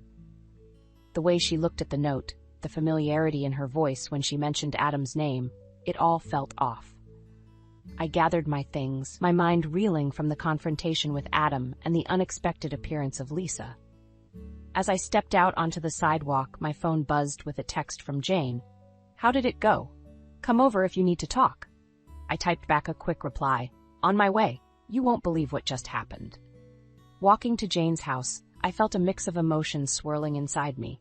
Anger at Adam's dismissal of my concerns, hurt at his accusations, and a growing determination to prove him wrong about the grocery budget. If he wanted me to cut costs, I'd show him just how creative I could be. Little did I know, this challenge would be the spark that would ignite a whole new chapter in my life. One that would test my resilience, showcase my skills, and ultimately lead me down a path I never expected. I stood in the grocery store, staring at the shelves with a mixture of determination and frustration.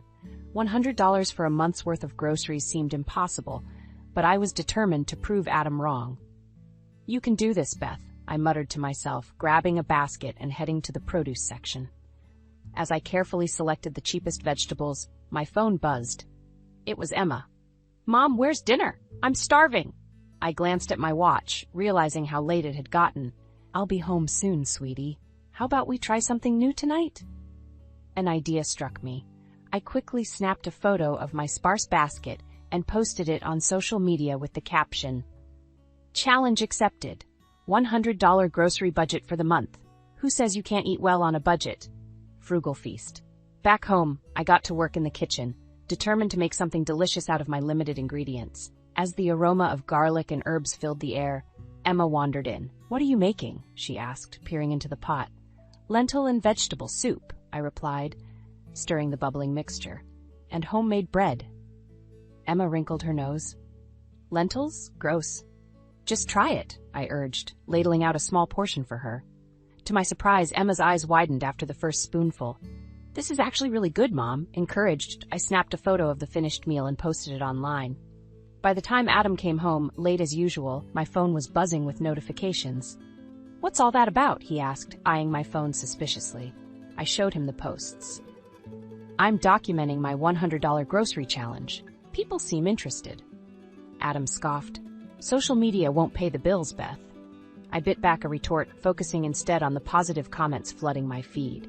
People were asking for recipes, tips, and more photos. Over the next few weeks, I threw myself into the challenge. Each meal became an opportunity to showcase my creativity. I experimented with new recipes, turning simple ingredients into gourmet dishes. My social media following grew rapidly, with people from all over sharing their own budget-friendly meal ideas. One evening, as I was putting the finishing touches on a particularly photogenic casserole, Jane called. "Beth, have you checked your email?" she asked excitedly. "No, why?" "There's a local cooking show interested in featuring you. They want you to do a segment on budget-friendly cooking." My heart raced. "Are you serious?" "Absolutely. This could be big, Beth." As I hung up, still in shock, Adam walked in. "Who was that?" I told him about the cooking show offer, unable to contain my excitement. Adam's face darkened. "You're not seriously considering this, are you? It's just a hobby, Beth. You need to focus on our family, not chasing some pipe dream." His words hit me like a slap. "A pipe dream? Adam, people are genuinely interested in what I'm doing. This could be an opportunity." "An opportunity for what?" he interrupted. "To embarrass yourself on TV? To neglect your responsibilities here at home?" I felt my anger rising. "My responsibilities? I've been managing this household on a shoestring budget while you're never home. I'm creating something for myself, something that could actually help people." Adam's phone buzzed, and he glanced at it, his expression changing. "I have to go. We'll discuss this later." As he rushed out, I caught a glimpse of his screen, a text from Lisa, "Can't wait to see you tonight." My stomach dropped. Despite my suspicions, seeing it in black and white felt like a punch to the gut. In that moment, something inside me snapped. I picked up my phone and dialed the number for the cooking show. "Hello, this is Beth Thompson. I'd love to do the segment on budget-friendly cooking." As I hung up, I felt a mix of excitement and trepidation. I was stepping into uncharted territory, but for the first time in years, I felt alive. Whatever Adam was up to with Lisa, whatever challenges lay ahead, I was ready to face them head-on. Little did I know, This decision would be the first step on a journey that would change my life forever. The studio lights were hot on my face as I demonstrated how to make a hearty bean stew for under $5. My hands moved confidently, chopping vegetables and explaining each step to the camera. As the segment wrapped up, the host turned to me with a beaming smile. "Beth, that was fantastic. Your tips are going to help so many families. How does it feel to be our new rising culinary star?" I laughed, feeling a mixture of pride and disbelief. It's surreal, honestly. I'm just glad I can help people eat well on a budget. As I left the studio, my phone buzzed with notifications. My social media following had exploded overnight, and my inbox was flooded with messages from viewers asking for more recipes and advice. I was so engrossed in responding to comments that I almost missed Adam's text. "Where are you? Emma's recital starts in 30 minutes. My heart sank. In the whirlwind of the TV appearance, I'd completely forgotten about Emma's piano recital. I rushed to hail a cab, praying I'd make it in time. I slipped into the auditorium just as Emma was taking her seat at the piano. Adam glared at me from across the room, his disappointment palpable. As Emma's fingers danced across the keys, I felt a mix of pride in her talent and guilt for almost missing this moment. After the recital, Emma ran to me, her face glowing. "Mom, did you see? I didn't mess up once." I hugged her tightly. "You were amazing, sweetheart. I'm so proud of you." Adam approached, his expression stern. "Nice of you to show up, Beth. Where were you?" Before I could respond, Emma piped up. "Dad, Mom was on TV. My friends saw her cooking show and said it was awesome." Adam's eyes narrowed. "TV show? Is that where you've been all day?" I took a deep breath. "Adam, can we talk about this at home? This is Emma's night." The drive home was tense, with Emma chattering excitedly about her performance while Adam remained silent. Once Emma was in bed, Adam confronted me in the kitchen. "You missed our daughter's recital for a cooking show?" he hissed. "What's gotten into you, Beth?" I felt my anger rising. "I made a mistake, Adam. It won't happen again. But this show, my social media, it's becoming something real. I'm helping people, and for once, I feel like I'm doing something for myself." Adam scoffed. "For yourself? What about our family? While you're playing chef on TV, who's taking care of things at home?" "I am," I shot back. "I'm still managing everything here, plus bringing in extra money. When was the last time you were home for dinner or helped Emma with her homework?" Adam's phone buzzed, and he glanced at it reflexively. I caught a glimpse of Lisa's name on the screen. "Another late night at the office?" I asked, my voice dripping with sarcasm. Adam's face hardened. "As a matter of fact, yes. I have a business trip tomorrow. I'll be gone for a few days." "With Lisa?" The words slipped out before I could stop them. Adam's eyes flashed with anger. "Don't start that again, Beth. I told you, there's nothing going on with Lisa." As he stormed out of the kitchen, I felt a mix of hurt and suspicion churning in my gut. Despite Adam's denials, I couldn't shake the feeling that he was hiding something. The next day, I found myself at the airport, picking up Emma from her school trip. As we waited for her classmates, a familiar voice caught my attention. I turned to see Adam and Lisa walking together, their heads close as they talked in hushed tones. They hadn't noticed me. My heart raced as I watched them disappear into the crowd, heading towards the departure gates. Adam had lied about his business trip. He was leaving with Lisa. In that moment, everything changed. The suspicions I'd been trying to ignore came crashing down on me. I knew I had a decision to make, one that would alter the course of our lives forever. As Emma bounded over to me, oblivious to the turmoil I was feeling, I plastered on a smile. But inside, I was already planning my next move. It was time to face the truth about my marriage, no matter how painful it might be. I paced the living room, my mind racing with the image of Adam and Lisa at the airport. Jane sat on the couch, her eyes filled with concern. "Beth, honey, you need to calm down," she said gently. "You don't know for sure what's going on." I whirled to face her. "Don't I? The secretive phone calls, the late nights, and now this business trip with Lisa? What more proof do I need?" Jane sighed. "If you really want to know the truth, there's only one way to be sure." I stopped pacing. "What do you mean?" "I have a friend," Jane said hesitantly.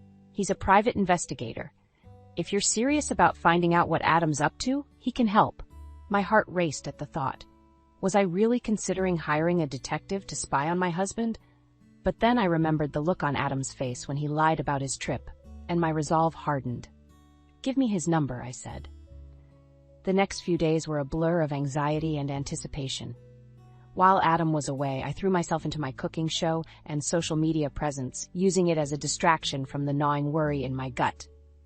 Finally, the detective called. "Mrs. Thompson, I have the information you requested. Would you like to meet in person?" My hands shook as I drove to the detective's office. He greeted me with a sympathetic smile and handed me a thick envelope. "I'm sorry, Mrs. Thompson," he said softly, "but I think you'll find all the evidence you need in there." I opened the envelope with trembling fingers. Inside were photos of Adam and Lisa together, at restaurants, entering a hotel, even kissing in a park. My world shattered around me as I flipped through image after damning image. "How long?" I managed to choke out. "Based on our investigation, the affair has been going on for at least 6 months, the detective replied gently. 6 months. Half a year of lies, of betrayal. I felt sick to my stomach. I drove home in a daze, the envelope of photos burning a hole in my purse. As I walked through the door, I heard Adam's voice from the kitchen. "Beth, is that you? I'm home early." I froze, panic rising in my chest. I wasn't ready to confront him, not yet. I needed time to think, to plan. "Yeah, it's me," I called back, fighting to keep my voice steady. "I'm just going to take a shower." I locked myself in the bathroom, turning on the shower to muffle the sound of my sobs. As the water ran, I pulled out my phone and texted Jane. "You were right, he's been cheating. What do I do now?" Her response came quickly. "Come over. We'll figure this out together." I took a deep breath, composing myself. I had to face Adam, had to pretend everything was normal until I decided my next move. As I walked downstairs, I heard Adam on the phone. "I told you, we can't keep doing this," he whispered urgently. "Beth's getting suspicious." My blood boiled. Even now, he was talking to Lisa, planning their deception. In that moment, something inside me snapped. I was done being the dutiful wife, always putting everyone else's needs before my own. It was time to take control of my life. I marched into the kitchen, startling Adam. He quickly ended his call, plastering on a guilty smile. "Beth, I was just about to come find you. I thought we could have dinner together tonight, just the two of us." I looked at him, really looked at him, and saw the lies written all over his face. In that moment, I made my decision. "Actually, Adam," I said, my voice surprisingly calm, "I have plans tonight, and tomorrow I think we need to have a serious talk about our future." The smile fell from his face, replaced by a flicker of fear. Good, I thought. He should be afraid. As I walked out the door, head held high, I felt a strange mix of pain and liberation. The life I had known was over, but a new chapter was about to begin. And this time, I would be the one writing the story. I stood in the kitchen, my hands shaking as I prepared dinner. It wasn't the usual gourmet meal I'd become known for on my cooking show. No, tonight was different. Tonight, everything would change. The front door opened, and Adam's voice called out, "Beth, I'm home." I took a deep breath, steadying myself. "In the kitchen," I replied, my voice surprisingly calm. Adam walked in, loosening his tie. He paused, taking in the scene before him, a simple meal of beans and rice on the table. "What's this?" he asked, confusion evident in his voice. I met his gaze. "Dinner. On the budget you insisted upon." He frowned, reaching for his phone. "I'll just order something." "No," I said firmly. "This is what we can afford now. Sit down, Adam. We need to talk." Reluctantly, he took a seat. I placed a plate in front of him and sat across the table, my heart pounding. "Beth, what's going on?" Adam asked, pushing the food around his plate. I took a deep breath. "I know about Lisa, Adam. I know everything." The color drained from his face. "What are you talking about?" "Don't," I said, my voice cracking. "Don't lie to me anymore. I have proof." I pulled out the envelope of photos and slid it across the table. Adam's hands trembled as he opened it, his eyes widening as he flipped through the damning evidence. "Beth, I can explain." "Save it." I cut him off. "I don't want to hear any more lies. What I want to know is why. Why wasn't I enough?" Adam's shoulders slumped. "It's not that simple. You've been so focused on your cooking show, your social media, I felt neglected." I laughed bitterly. "Neglected? I've been killing myself trying to make ends meet on the ridiculous budget you imposed. I've been taking care of our home, our daughter, while you've been off with your mistress." "I'm sorry," Adam whispered. "I never meant for this to happen." But it did happen, I said, my voice growing stronger. And now we have to deal with the consequences. I reached into my bag and pulled out a thick envelope. Adam's eyes widened as I slid it across the table. "What's this?" he asked, his voice barely audible. "Divorce papers," I replied. "I want you out of the house by the end of the week." Adam's face contorted with anger. "You can't do this. Where am I supposed to go? How will I afford?"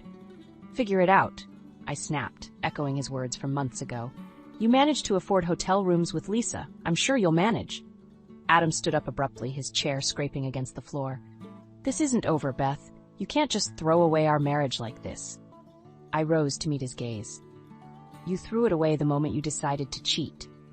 Now, if you'll excuse me, I have a live cooking segment to prepare for." As I turned to leave, Adam grabbed my arm. "Beth, please, we can work this out. Think about Emma." I wrenched my arm free. "I am thinking about Emma. I'm thinking about the example I want to set for our daughter, and it's not staying with a man who doesn't respect me or our family." Adam's face crumpled. "What am I supposed to tell her?" "The truth," I said, my voice softening slightly. "She deserves that much." As Adam slumped back into his chair, defeat written across his face, I felt a mix of emotions wash over me. Anger, sadness, but also a strange sense of liberation. I walked out of the kitchen, leaving Adam with his cold beans and rice. My phone buzzed with a reminder about my upcoming live segment. As I prepared for the show, I realized that for the first time in years, I was cooking just for me. No more bending over backward to please Adam, no more compromising my passion to fit his expectations. The camera light blinked on, and I plastered on a smile. "Welcome back to Frugal Feasts with Beth," I said, my voice steady despite the turmoil in my heart. "Today, we're going to talk about starting fresh and making the most of what you have." As I began chopping vegetables, I knew that this wasn't just about cooking anymore. It was about reclaiming my life, one ingredient at a time. The days after I served Adam the divorce papers were a blur of emotions and activity. I threw myself into my work, filming more cooking segments and engaging with my growing online community. It was easier to focus on chopping vegetables than to think about the implosion of my marriage. One evening, as I was editing a video for my latest budget-friendly recipe, the doorbell rang. I opened it to find Adam standing there, looking disheveled and desperate. "Beth, please," he said, his voice cracking. "We need to talk." Against my better judgment, I let him in. We sat at the kitchen table, the scene of so many family dinners and recent confrontations.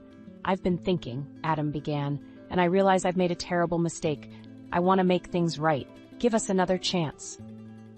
I felt a flicker of hope, quickly extinguished by the memory of his betrayal. "It's too late for that, Adam." He reached across the table, grasping my hand. "Is it? Think about Emma. Think about our life together. We can work through this." I pulled my hand away. "And what about Lisa?" Adam's face fell. "It's over with her. It was a mistake, Beth. You're the one I want to be with." As he spoke, my phone buzzed with a notification. A major food network was interested in developing a show around my budget-friendly cooking concept. The irony wasn't lost on me. The very thing that had driven a wedge between us was now offering me a lifeline. Adam noticed my distraction. "What is it?" I hesitated, then decided to be honest. "A TV network wants to meet about a potential show." His eyes widened. That's great, Beth. See? This is why we need to stay together. We're a team. I can help you negotiate the contract, manage your career. We can do this together." I felt a surge of anger. "Now you're interested in my career? After months of dismissing it as a hobby?" "I was wrong," Adam pleaded. "I see now how talented you are, how much potential you have. Let me make it up to you." For a moment I wavered. The thought of keeping our family intact, of not having to face the world alone, was tempting. But then I remembered the photos, the lies, the months of feeling inadequate and unloved. "No," I said firmly. "I'm doing this on my own, Adam. I don't need you to manage my career or my life."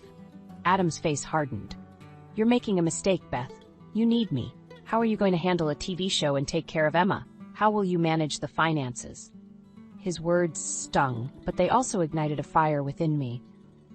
"The same way I've been managing everything while you were off with Lisa. I'm stronger than you think, Adam." He stood up abruptly, his chair scraping against the floor. "You're being selfish, Beth. Think about Emma. She needs both her parents. Don't you dare use our daughter to manipulate me, I snapped. Emma needs parents who respect each other and themselves. I'm setting an example for her by not staying in a marriage without trust. Adam's face contorted with anger. Fine, if that's how you want it, we'll do this the hard way. I'll fight you for everything. The house, custody, alimony. You'll see how much you need me. As he stormed towards the door, I felt a mix of fear and determination. Adam, I called out. He turned, a glimmer of hope in his eyes. Don't forget to take your frugal cooking tips with you. You're going to need them. The door slammed behind him, and I sank into a chair, my body shaking. I had just burned the last bridge, cut the final tie to my old life.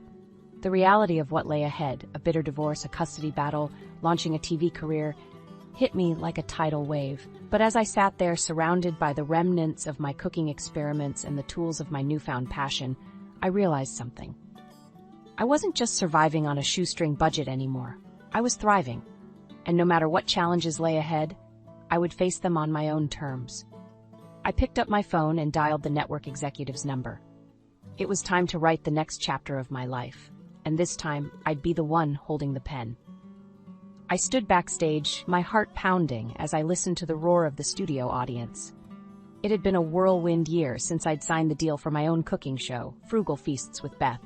The divorce had been finalized, the custody battle settled, and now here I was about to film the season finale. You're on in 5, Beth, the stage manager called. I took a deep breath, smoothing my apron. As I stepped onto the set, the familiar warmth of the studio lights washed over me. The audience applauded, and I felt a surge of confidence. Welcome back to Frugal Feasts, I began, smiling into the camera. Today, we're making something special, a meal that represents new beginnings and the strength we find in ourselves. As I cooked, sharing tips and stories, I thought about how far I'd come. The woman who had once struggled to feed her family on $100 a month was now teaching millions how to create delicious, affordable meals. But it wasn't just about the food anymore. You know, I said, looking directly into the camera, when I started this journey, I thought I was just learning to cook on a budget. But I've realized it's about so much more. It's about finding your worth, standing up for yourself, and never letting anyone dim your light. The audience murmured in agreement, and I saw a few women wiping away tears.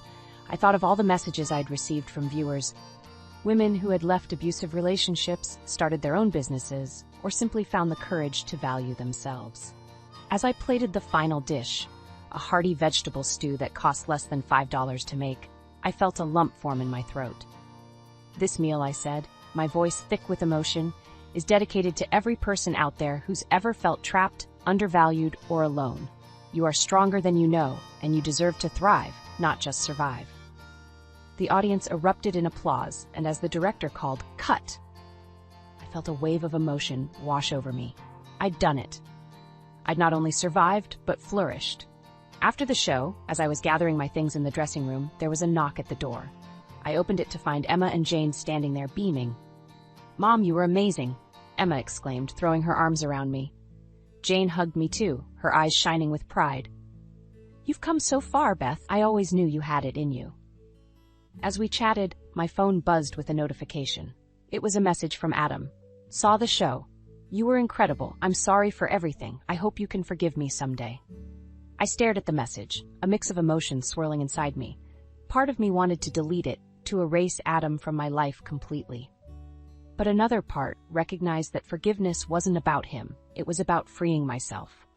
I typed a simple reply, "Thank you. I hope you find happiness too." As I hit send, I felt a weight lift from my shoulders. I turned to Emma and Jane, smiling. "How about we celebrate with dinner? I know a great place where we can eat like queens on a pauper's budget." We laughed together, heading out into the warm evening. As we walked, I thought about the journey that had brought me here. From a desperate housewife trying to stretch a meager budget to a successful TV host and author, I had transformed not just my circumstances, but myself. I realized that the real frugal feast wasn't just about the food on our plates. It was about savoring the richness of life, even when resources seem scarce. It was about finding abundance in unexpected places, in friendship, in family, in the strength we discover within ourselves. As we sat down to our celebratory meal, I raised my glass. To new beginnings, I said, and to the feast of life that's always within our reach, if we just have the courage to claim it. Emma and Jane clinked their glasses with mine, and in that moment I knew that whatever challenges lay ahead, I was ready to face them. I had found my recipe for happiness, and I was eager to share it with the world, one frugal, fabulous meal at a time.